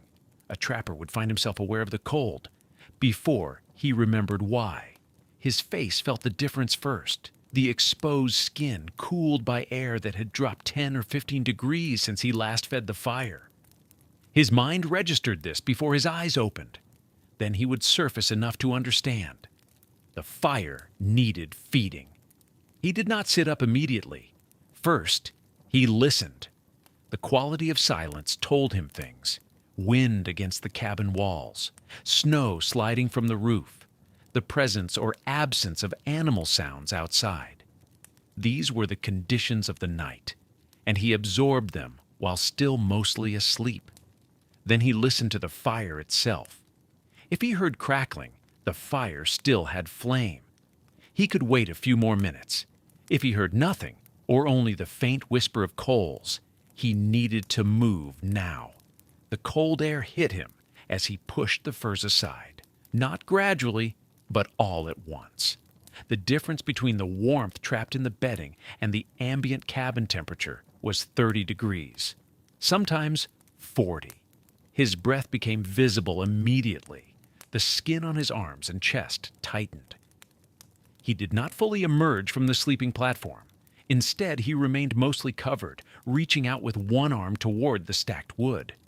The wood was always within reach. This was deliberate. Planned when he arranged the cabin before settling in for the night. Stacked against the wall or on the floor beside the high platform, dry pieces chosen in advance for this exact moment. He took 2 pieces, sometimes 3, pulled them toward the fireplace without leaving the furs. Then he had to move. He swung his legs out and stood, still wearing the wool clothing he slept in. His feet found the cold floor, and he crossed the few steps to the fireplace quickly. The coals glowed in the darkness, orange and red embers, bright in the center where the backlog still burned, dimmer toward the edges where smaller wood had collapsed into ash. He placed the first piece of wood directly onto the brightest coals. Then the second piece beside it, angled to allow airflow. He used a stick or poker to shift the coals slightly, exposing the hottest parts, creating space for oxygen to reach the new wood. Smoke rose first, thin wisps curling upward as the wood began to heat. Then, after 30 seconds or a minute, small flames appeared. They moved along the edges of the wood where it touched the coals, tentative at first, then stronger. The trapper waited until he was certain the fire had caught, until the flames were self-sustaining and beginning to grow. Only then did he return to the sleeping platform. He moved quickly. The cold had penetrated his clothing during the brief time out of the furs. His skin felt the shock of it. His body wanted the warmth back immediately. He climbed into the bedding and pulled the layers over himself. The furs and blankets still held some residual heat from his body. He curled into the position he had been in before, knees drawn up, arms tucked close. For a minute or two, he felt colder than he had while sleeping. This was the cost of waking, the interruption to the cocoon of warmth. The exposure to air that had dropped below freezing while he slept. But the fire was burning again. He could hear it now, the crackle returning, the sound of flames taking hold. Heat began to radiate from the fireplace, slowly raising the cabin temperature. Within 5 minutes, he felt warm enough to relax. Within 10, he was drifting back towards sleep. This happened twice each night during the coldest months, sometimes 3 times. The first waking usually came 3 or 4 hours after he initially settled in. The fire he had built at bedtime, constructed for duration, burned down enough that it needed attention. He woke, fed it, returned to sleep. The second waking came in the deep middle of the night. This was the coldest waking, the one where the cabin had cooled the most, where his breath clouded thick in the firelight, and the water bucket near the door had a skin of ice on its surface. He performed the same actions. Wood onto coals, wait for flame, return to furs. The third waking, if it came, happened in the hours before dawn. By this point, his body was tired of the interruptions. The brief exposures to cold had accumulated. He felt the fatigue of broken sleep, the difficulty of surfacing again and again from deeper rest. But he fed the fire anyway, because the alternative was waking at dawn to a dead fire and a cabin cold enough to see frost on the interior walls. Some trappers describe this rhythm as natural after the first few weeks. The body adapted. It learned to expect the wakings, to move through them efficiently, and return to sleep without losing the night entirely. Others found it harder. They described lying awake after feeding the fire, unable to sink back under, staring at the ceiling or the firelight, thinking too much, feeling the isolation press in during those quiet hours when the only sound was wind and the only light was flame. For these men, the nighttime wakings were the worst part of the winter routine, not dangerous, but exhausting. A slow erosion of rest that accumulated over weeks and months. The fire did not care about exhaustion. It burned at its own pace, indifferent to the trapper's need for sleep. It required feeding at intervals determined by the size of the logs, the species of wood, the outside temperature, and the draw of the chimney. The trapper adjusted his life to match these requirements. He learned how much wood produced how many hours of heat. He learned to recognize the feel of the air when the fire was an hour from needing attention. He learned to wake just before the cold became uncomfortable, moving preemptively rather than reactively. This was part of the skill of winter survival, not just building a fire, but maintaining one. Not just sleeping, but sleeping in segments. Not just enduring the cold, but managing it through the night with small repeated actions that kept the cabin warm enough and the body alive until morning. The fire was fed. The trapper returned to his furs. The night continued. The warmth inside a mountain man's cabin was never uniform or constant. It existed in layers and zones that shifted through the night. At bedtime, with the fire built up and burning hard, the temperature near the hearth might reach 60 or even 70 degrees. A man could sit close enough to feel genuine heat on his face. His hands could warm enough to regain full dexterity. For a brief window, the cold seemed beaten back. But that heat did not fill the cabin evenly. 3 feet from the fire, the temperature might drop to 50 degrees. At the far wall, 12 feet away, it hovered near freezing. The corners stayed coldest. Air layered itself by temperature, warmth rising toward the roof poles, cold settling along the floor despite the raised sleeping platform. This created zones of relative survival. The area within 6 feet of the fireplace remained tolerable through most of the night. Beyond that, the cold pressed in steadily. A man learned to arrange his sleeping position with his head toward the fire when possible, keeping his core and face in the warmer zone, while his feet, wrapped in furs and wool, extended into colder air. As the night progressed and the fire burned down, the entire temperature map of the cabin shifted downward. By the deep middle hours, 2 or 3 in the morning, the warmth had contracted. What had been 70 degrees near the hearth dropped to perhaps 40. The far wall, already near freezing at bedtime, now matched the outdoor temperature. The cabin became a small island of relative warmth surrounded by cold that pressed against every log, every gap, every surface. Ice formed inside. Water buckets left near the walls developed surface ice by morning, condensation from cooking, or from the men's own breath froze on the undersides of roof poles. Metal objects became painful to touch. Leather stiffened. The moisture that had seemed manageable in evening's warmth turned to frost in the night's depths. A man could watch his breath inside his own shelter even with the fire still burning. This was normal, expected, part of the accepted reality of winter survival. The temperature continued dropping until someone woke to feed the fire. Then it climbed again, but never all the way back to evening's peak. The overnight cycle created a rhythm of warmth and cold that the body learned to anticipate. Hot enough to allow sleep when first bedding down, cold enough by dawn to make emerging from furs a test of will. The floor stayed coldest throughout. Even 6 inches of elevation on a sleeping platform made a measurable difference. Cold air pooled at ground level. A man sleeping directly on the floor would lose body heat through conduction far faster than one raised even slightly. The difference could be survival itself during the worst cold snaps. Near the fire, the stone or clay of the fireplace absorbed heat during evening's high burn and radiated it back through the night. A trapper learned to position his sleeping area to benefit from this thermal mass. The stored warmth in the stones continued radiating long after the flames died to coals, creating a zone that stayed above freezing when the rest of the cabin did not. But this heat gradient also meant constant adjustment.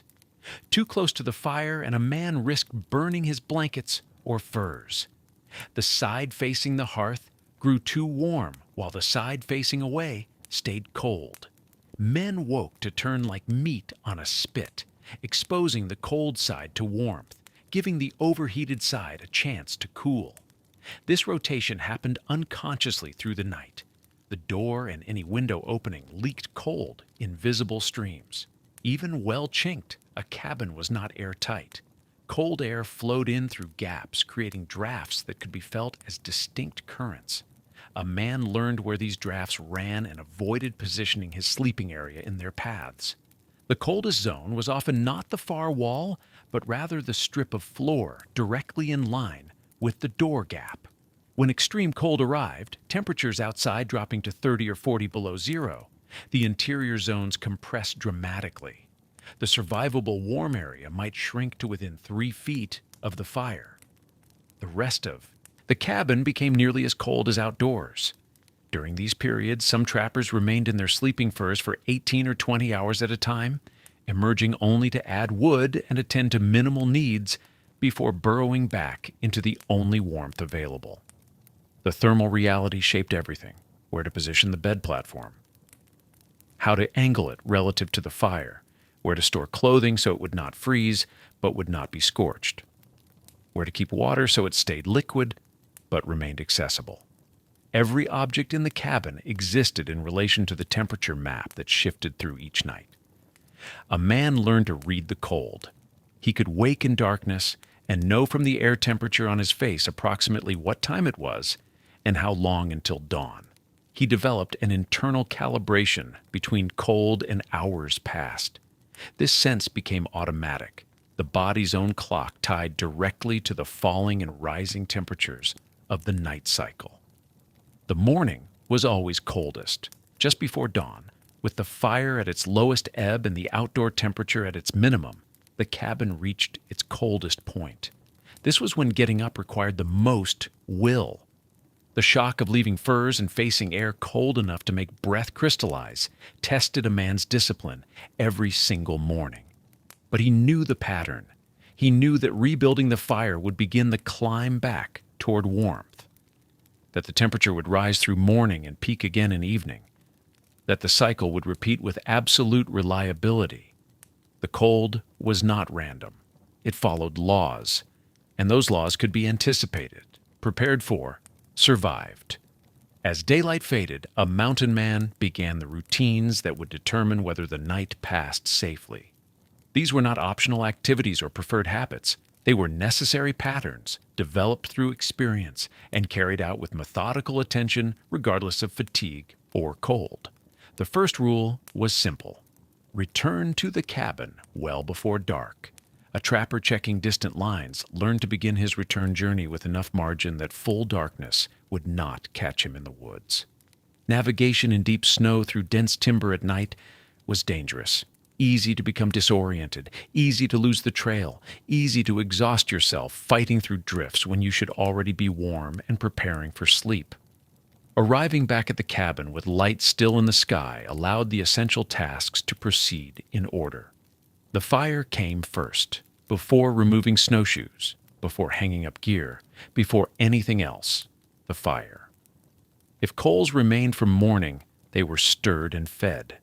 If the fire had gone out completely during the day, it was rebuilt from scratch using prepared tinder and kindling stored dry inside the cabin.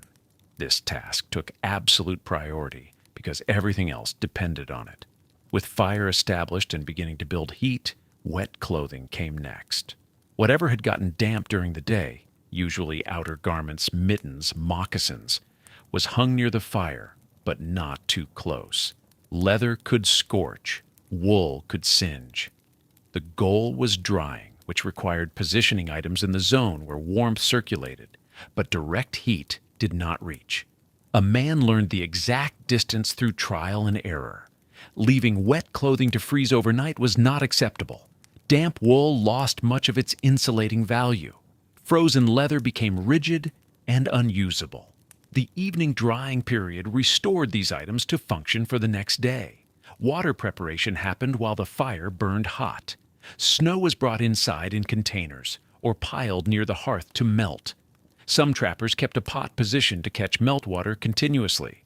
Others melted larger batches in evening to provide drinking water and cooking water for the next 24 hours. Either way, this task happened in evening because it required heat energy the fire was already producing. Food preparation followed its own efficient logic. Many trappers prepared simple stews or soups that could cook slowly at the fire's edge while other tasks proceeded. Meat, dried beans or peas when available, wild onions or other foraged additions, salt, combined in a pot and left to simmer. This provided a hot meal for evening and often leftovers that could be eaten cold the next day or reheated. The hot food served a purpose beyond nutrition. It generated internal warmth that supplemented the external heat of fire and furs. A man with a belly full of hot stew retained body heat better through the night than one who had eaten only cold, dried meat. While food cooked, attention turned to the next day's wood supply. A quick assessment. Was enough processed wood stacked inside the cabin to get through the night and the following morning? If not, this was the time to bring more in. Hauling wood in darkness or during a night snowstorm was miserable work. Doing it in the transitional hour before full dark was merely cold. The door was secured properly. Leather hinges were checked. Wooden bars dropped into place. Whatever mechanism kept the door shut against wind and animals was confirmed solid. This mattered not just for warmth, but for safety. A door blown open by wind in the middle of the night could fill the cabin with snow and extinguish the fire. The chimney and fire were checked for safety. A glance up the flue to confirm draw was good and no blockage had formed. A look at the stones or clay surrounding the firebox to confirm no cracks had opened that might allow fire to reach the wood structure of the cabin. These checks took moments but prevented the disaster of a cabin fire. Attention turned to the sleeping area. If pine boughs had compressed and needed replacement, this was done now, while enough light remained to work. Furs and blankets were shaken out if they had picked up debris or moisture. The sleeping platform was confirmed solid and level. This preparation ensured that when exhaustion arrived, the sleeping system was ready. The transitional hour after these primary tasks allowed for quieter work. Tool maintenance happened near the fire's warmth. Knives were sharpened. Trap springs were adjusted. Leather gear was inspected for damage and repaired. These small tasks served dual purposes.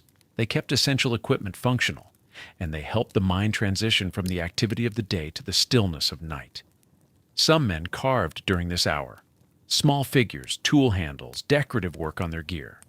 Others worked leather, cutting new moccasins or repairing existing ones. A few kept journals, writing by firelight.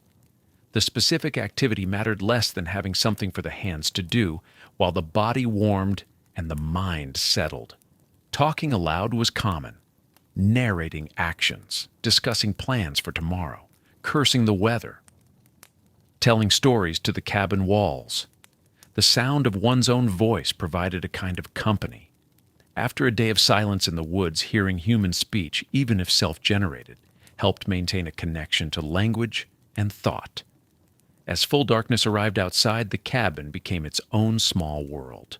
The fire burned steadily. Food was eaten. Water supply was secured. Wood was stacked within reach. Clothing hung drying. Tools were maintained. The sleeping area was prepared. What remained was the final sequence, banking the fire for overnight burn, stripping wet outer layers, and settling into the furs according to the practiced arrangement that balanced warmth against safety. But that came later, in its own time. For now, in the last hour before sleep, there was warmth and food and the small satisfaction of preparation, completed properly. The night would be long and cold, but it would not find a man unprepared. The routines ensured that. Dusk came early in the mountain winter. The sun dropped behind ridges by mid-afternoon. Light drained from the valley floor. Shadows turned from gray to blue to black. A trapper working his line learned to read this fading carefully. He knew how much time remained before full darkness. He knew the distance back to his cabin. He knew not to be caught outside when night arrived. The hour between arriving at the cabin and settling for sleep formed its own rhythm. It was not rest. Not yet. It was preparation. A sequence of small actions that created the conditions for survival through the coming darkness. Each task mattered. Each had been learned through cold experience. Together they formed a bridge between the day's work and the night's stillness. The door came first. Heavy wood planks hung on leather hinges or iron pins. A wooden bar dropped into brackets on the inside. Simple latch systems, nothing elaborate. The goal was not security against men. Few trappers worried about human threats this far into wilderness. The door kept wind out. It held a small amount of heat inside. It created a boundary between the tiny controlled space of the cabin and the enormous indifferent cold beyond.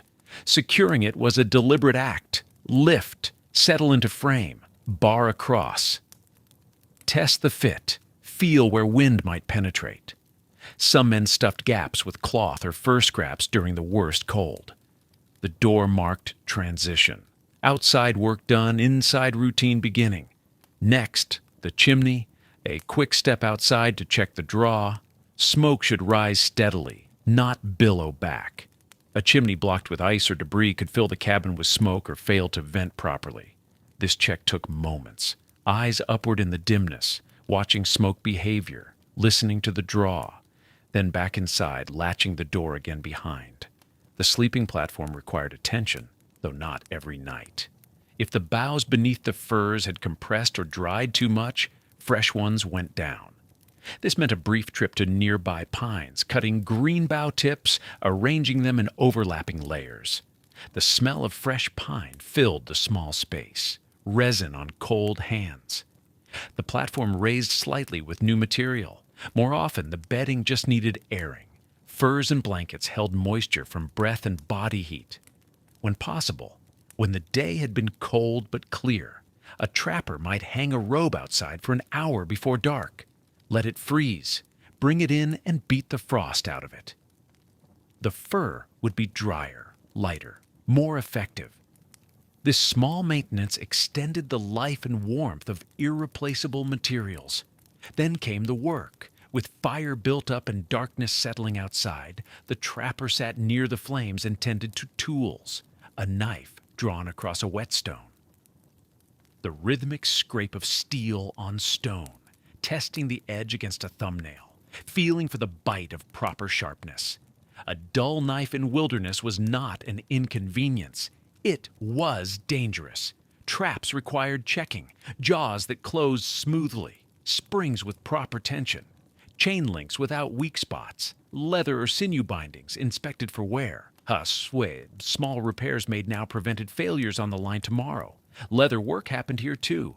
Moccasins needed constant mending. Seams opened from hard use. Soles wore thin. A trapper might spend this hour restitching with sinew, reinforcing weak points, waterproofing with animal fat rubbed into hide. His hands worked close to firelight. The leather softened slightly from warmth. The work was detailed, meditative. Or he might work a hide, scraping, softening, preparing material for future use. The repetitive motion, the small progress, the transformation of raw material into something useful through patient labor. This hour had a particular quality.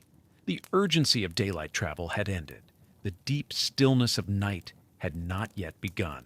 The fire burned steadily. The small space held warmth. Outside, darkness gathered completely. Inside, there was light, heat, and simple work that required attention, but not intense concentration. Some men spoke aloud during this time, narrating their actions to the empty room, talking through the next day's plans. The sound of a human voice, even their own, broke the day's silence. Others worked in complete quiet. The only sounds the fire's crackle and the scrape of tools on wood or stone or hide.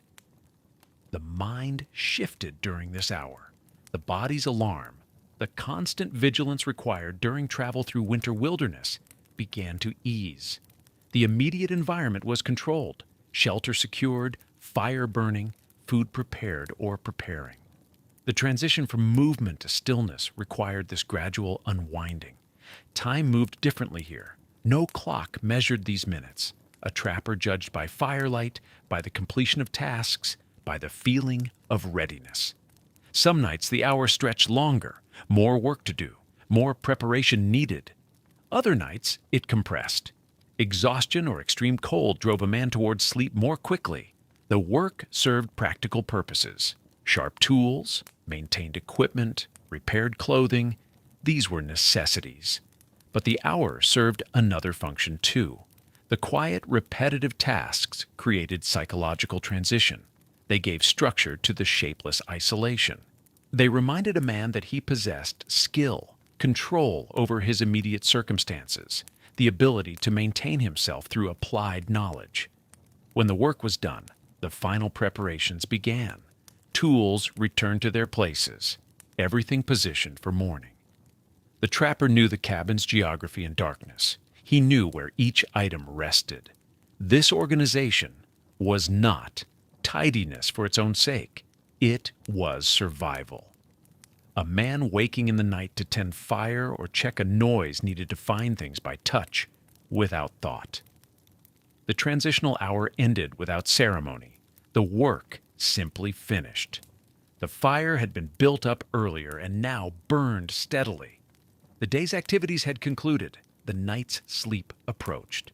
What remained was the final sequence of settling, the banking of fire, the arrangement of body and bedding, the surrender to darkness and cold, and the small island of warmth that would sustain life until dawn. Outside, night had come completely. The temperature dropped steadily. Wind moved through frozen trees. The wilderness extended in all directions, vast and indifferent. Inside, a single small space held a single small life. The transition was complete. The last work of the day centered on fire. Everything else, door secured, tools maintained, bedding arranged, led to this final sequence. How a trapper managed his fire before sleep determined the hours of warmth or cold ahead. It determined whether he would wake twice or 5 times to feed flames. It determined, in the most extreme cold, whether he would wake at all. Banking a fire was specific knowledge, not simply adding wood, not building up flames.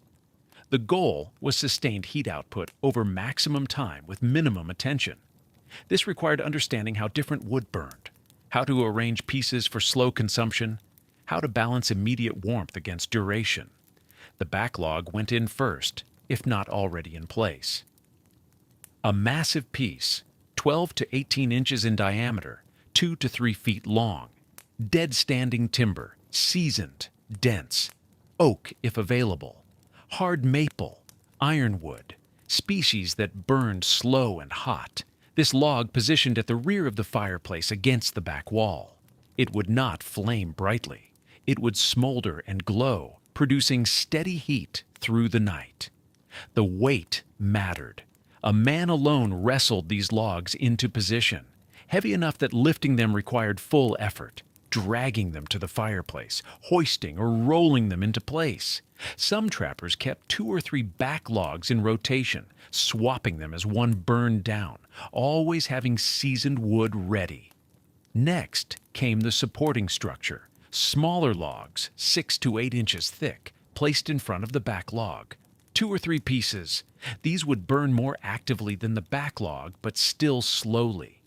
They created a bed of coals. They sustained flame during the middle hours of night. Species chosen for good coal formation: ash, oak, dense pine, then the immediate burn wood. Thinner pieces that would catch quickly and establish strong fire before sleep. These burned first and hottest, heating the cabin fully, driving warmth into the sleeping platform area, creating the initial comfort that allowed sleep to come. The arrangement was not random. Experienced trappers knew exact positioning, angle of pieces relative to each other. space between them for airflow. The fire needed oxygen to burn, but too much space meant heat lost up the chimney. The art was balance, maximum heat, minimum wood consumption, extended duration. Some men placed a large green log on top of the arrangement. It would not burn, or would burn very slowly. It acted as a damper of sorts, controlling airflow, pressing down on the burning wood below, forcing a slower burn. By morning it might be charred, but not consumed, ready to use again the next night. The coals mattered as much as the wood. A good bed of coals under and around the logs meant sustained heat even when flames died down. Trappers arranged coals deliberately, pulled forward toward the cabin, spread to expose maximum glowing surface. These coals would remain hot for hours, ready to ignite fresh wood when the fire needed feeding. With the fire arranged, the trapper turned to himself. Wet outer garments came off. The capote or blanket coat, wool heavy with snowmelt or condensation from exertion, hung near fire but not too close. Positioned to dry without scorching. Outer moccasins if he wore 2 layers. These too placed to dry. Wet leather would freeze board stiff by morning if not dried. Frozen moccasins could not be worn. The clothing he kept on was already dry or dry enough. Inner wool shirt, heavy wool or leather pants, 1 layer of moccasins, a knit cap. These would stay on through the night. Sleeping fully dressed was standard. Undressing meant cold. It meant needing to dress again if something required leaving the bed. It meant slower response to fire, dying, or other emergencies. The sleeping platform waited. The trapper approached in the last of the fire's bright heat. The furs and blankets lay in layers built up over previous nights. Buffalo robe first, hair side up, then wool blankets, then another robe or bearskin for top covering. The arrangement was precise, learned over many nights of adjustment. He checked the bedding position, feet toward the fire when possible, to warm the body's coldest extremity, but not so close that sparks posed danger or heat became uncomfortable. The platform's relationship to the fireplace was fixed by construction, but within that constraint, the body could angle, shift, optimize. Sitting on the edge of the platform, he pulled off outer moccasins, if not already removed, checked his feet visually in the firelight. Toes flexed, looking for white patches of frostbite, feeling for numbness, rubbing warmth back into cold flesh. This check was not optional. Frostbite progressed quickly and silently. Then he crawled into the bedding. The entry had to preserve the warmth already trapped in the furs. He lifted the top robe minimally, slid beneath, settled it back over himself quickly. The cold air that entered with him would warm from body heat. The less cold air admitted, the faster warmth returned. Inside the layered system, he arranged himself, curled position, knees drawn up, arms tucked close. This minimized surface area exposed to cold. The fetal curl was instinctive in deep cold. It conserved core heat. Some nights, in extreme temperatures, a man would remain curled this way through all hours of darkness, moving only to feed the fire. He pulled the top layers close around his head. A wool cap already covered his head, but the robes came up around face and neck. Only nose and mouth exposed to breathe. The warm exhalation would condense and freeze in the fur around his face through the night. By morning, ice would coat the robe's edge. This could not be prevented. It was the price of breathing. The last conscious actions were small adjustments, testing if arms could reach out to feed fire without fully emerging from warmth, confirming the positions of woodpile, water, tools, all within reach or known location, making a mental note of the fire's state, how it burned, how long before it would need attention. Then, surrender. The body's exhaustion from physical labor, from cold endurance, from constant vigilance, pulled consciousness down. The mind released its grip on the day. The fire crackled and popped. Heat radiated across the small space. Outside, temperature dropped toward its nightly low. Wind pressed against the cabin walls. Snow fell or stars burned in clear black sky. Inside, warmth and cold existed in their nightly equilibrium, the fire slowly consuming wood, the small heat gradually surrendering to vast cold. A single human body at the balance point, sustained by thickness of fur, depth of coals, and the simple fact of preparation, done carefully one more time. Sleep came. Not the sleep of safety or comfort, the sleep of exhaustion, of survival. The body conserving energy, the mind briefly released from the weight of isolation and vigilance. And through the darkness, the fire would burn down, and the man would wake, and the cycle would continue until dawn brought its own cold light to the frozen wilderness. Dawn came late in deep winter. The sun, if it appeared at all, climbed slowly above ridges wrapped in snow. Inside the cabin, the darkness held longer. The fire had burned low. The cold had settled in thick layers. The first action of the morning happened before a man left his bedding. While still buried in furs and blankets, he reached toward the fireplace.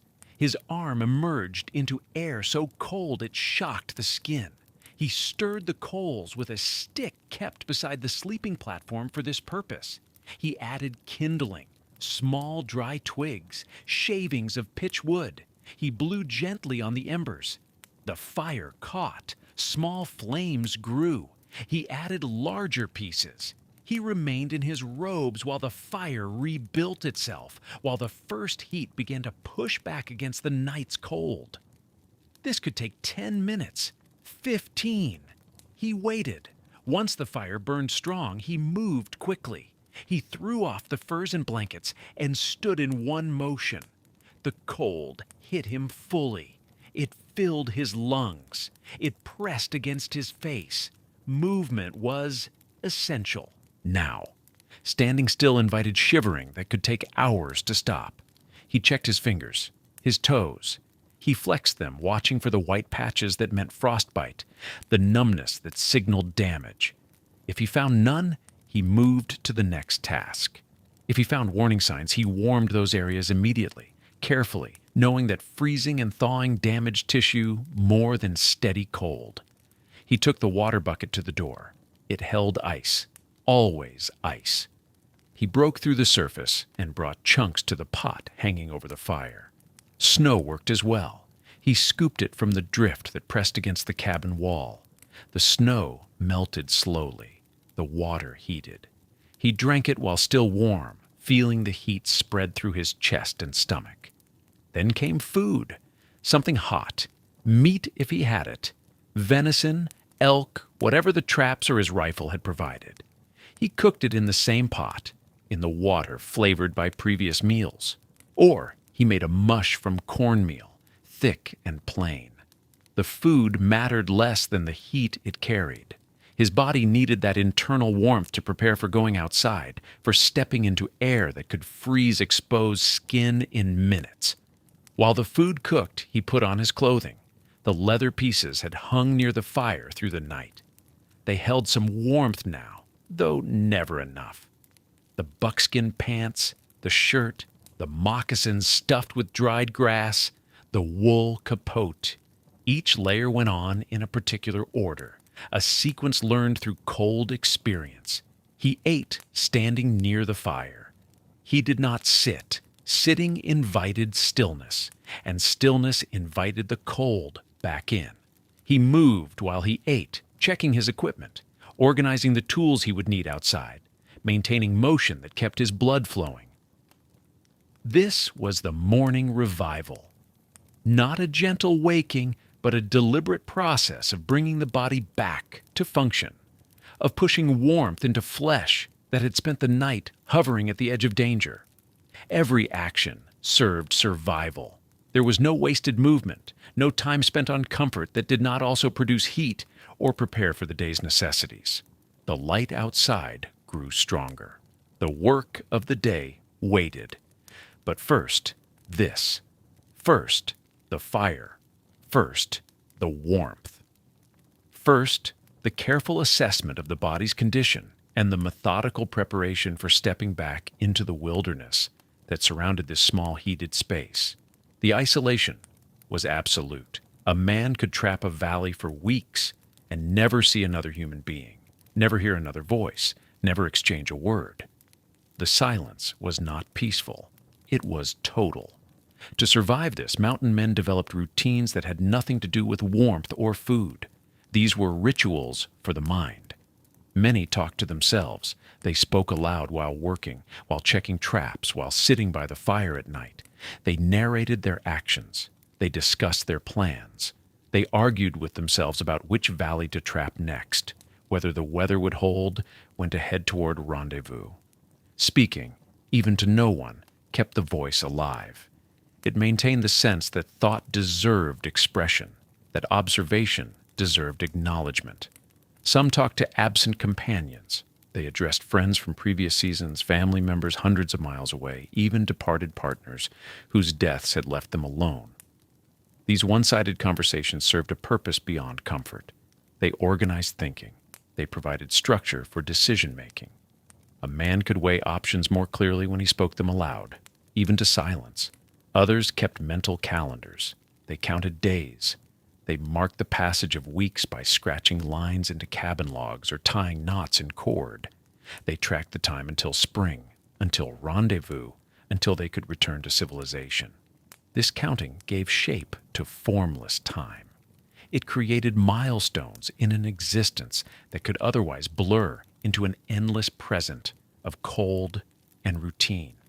Some kept journals. They wrote by firelight with stiff fingers, recording the day's catch, the weather, the condition of their supplies. But the journals held more than data. They held thoughts, observations, small moments that seemed worth preserving. The writing itself mattered as much as the words. It was an act of structure, a deliberate ordering of experience onto paper. Many developed small rituals around their tools and equipment. They arranged items in particular ways. They followed specific sequences when preparing for sleep or setting out in the morning. They sharpened knives in a certain order, checked traps along a particular route, hung clothing in the same spots each evening. These patterns had no practical advantage, but they created predictability in an environment that offered none. They gave the mind something to hold. Some carved. They worked wood and bone into small objects. Figurines, tools, decorative pieces that served no survival function. The work occupied the hands during the long, dark hours. It focused attention on something other than the cold, the isolation, the months still remaining until spring. Prayer sustained some. Formal prayers from childhood, informal conversations with God, simple acknowledgments of gratitude for surviving another day. The specific content mattered less than the practice. Another form of structure, another way to mark time and maintain connection to something beyond the immediate struggle. The silence itself became a presence. Days passed without human sound. A man's awareness shifted. He heard everything. The wind in different types of trees, the particular sounds of different animals moving through snow, the crack of ice forming on streams, the soft slide of snow falling from overloaded branches. Some trappers reported hearing voices in the wind, music in the patterns of storm sounds. The mind, starved for human input, began finding it in nature. The worst times came during storms. When snow piled against the door and a man remained trapped inside the cabin for days, the small space became smaller. The walls pressed in. The routine compressed to fire tending and waiting.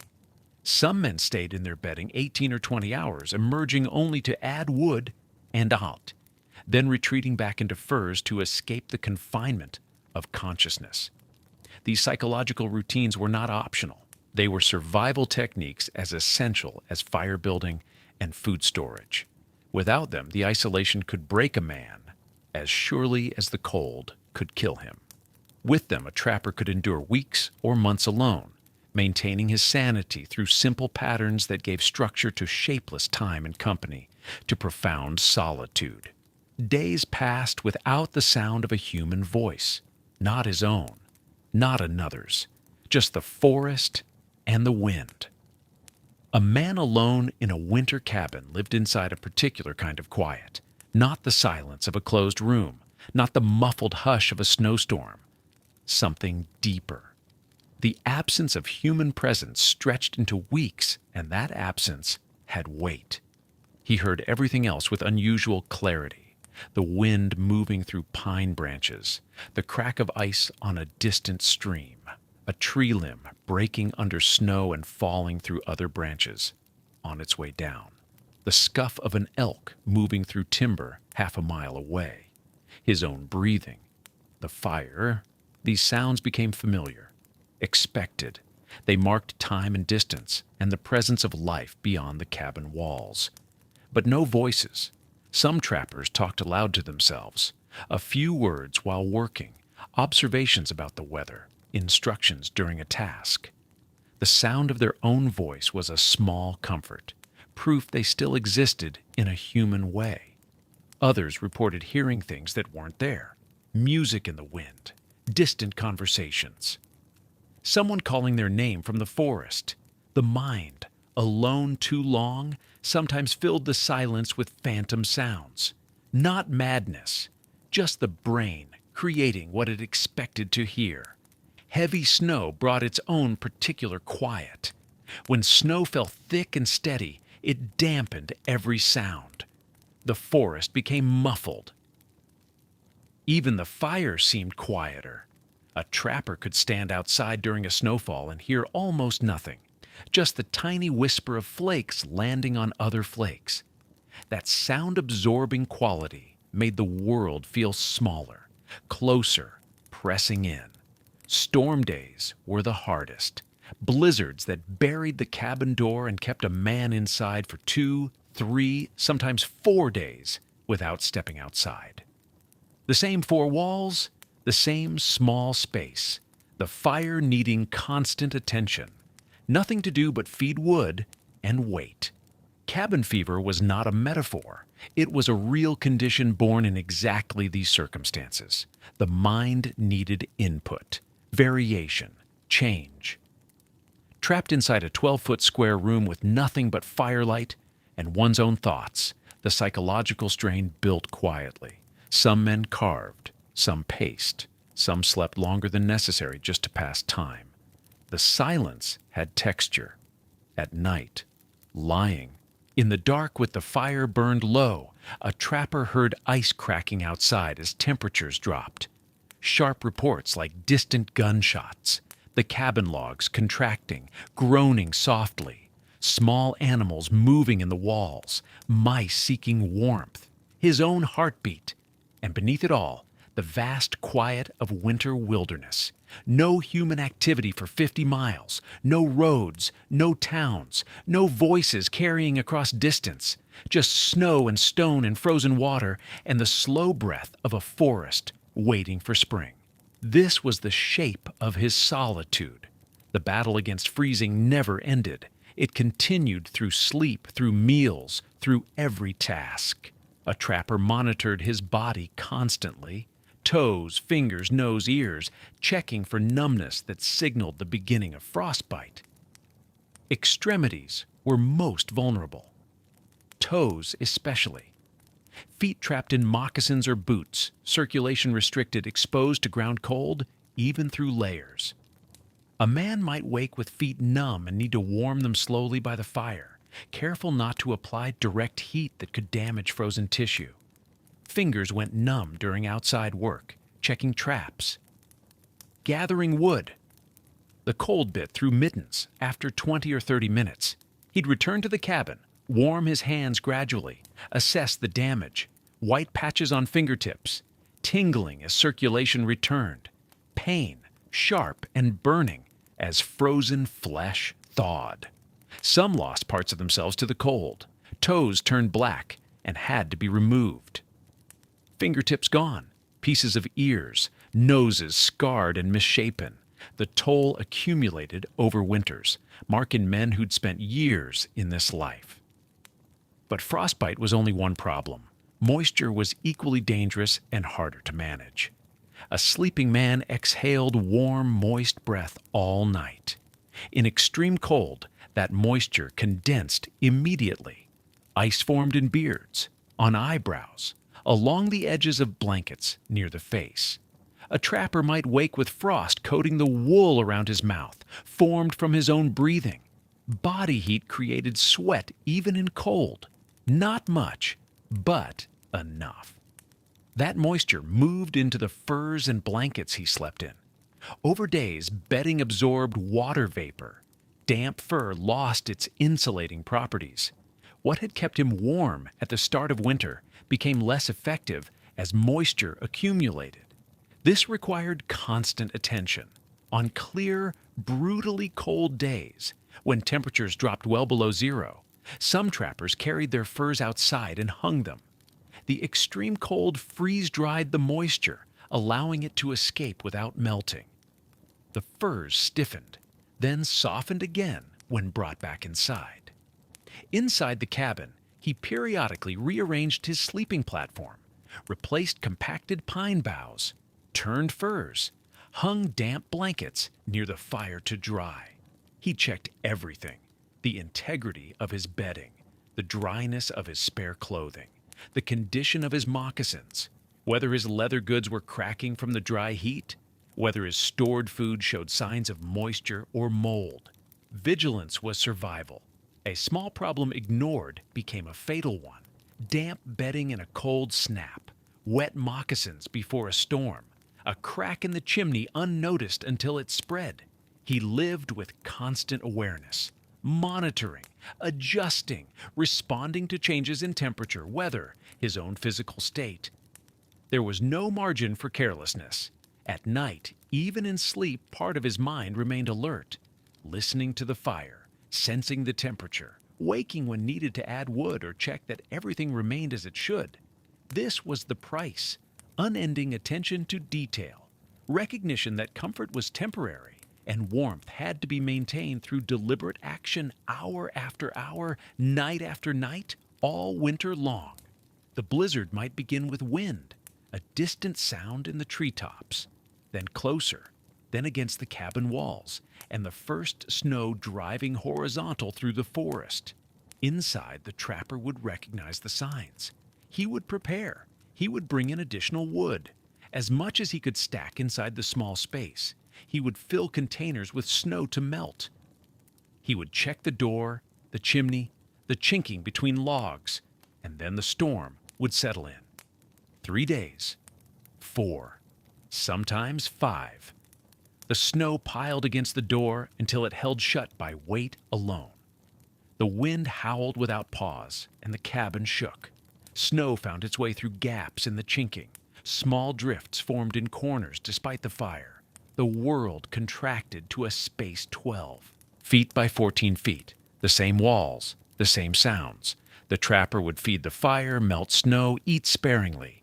He would work on small tasks. He would sleep when possible. He would wait. When the wood supply ran low, some men burned furniture, tool handles, anything that would keep the fire alive until the storm passed. When it finally ended, the silence felt unnatural. The trapper would dig his way out through snow that had completely buried the door. He would emerge into a landscape transformed, disoriented, the world white and featureless under blinding sun. Chapter 22. Adaptive Solutions and Indigenous Knowledge. The men who survived learned. They learned to heat flat rocks by the fire, wrap them in leather scraps, and place them in their bedding. The stones held warmth for hours. They turned cold eventually, but by then sleep had come. Some carried small covered metal containers. They filled these with hot coals, sealed them carefully, and positioned them near their feet. Primitive bed warmers that made the difference on the coldest nights. They hung additional hides on the interior walls. This created a second barrier, dead airspace between hide and log. The cabin became smaller but warmer. They built double-door entry systems when possible, an outer door and an inner door with space between, an airlock that prevented heat from rushing out each time they entered.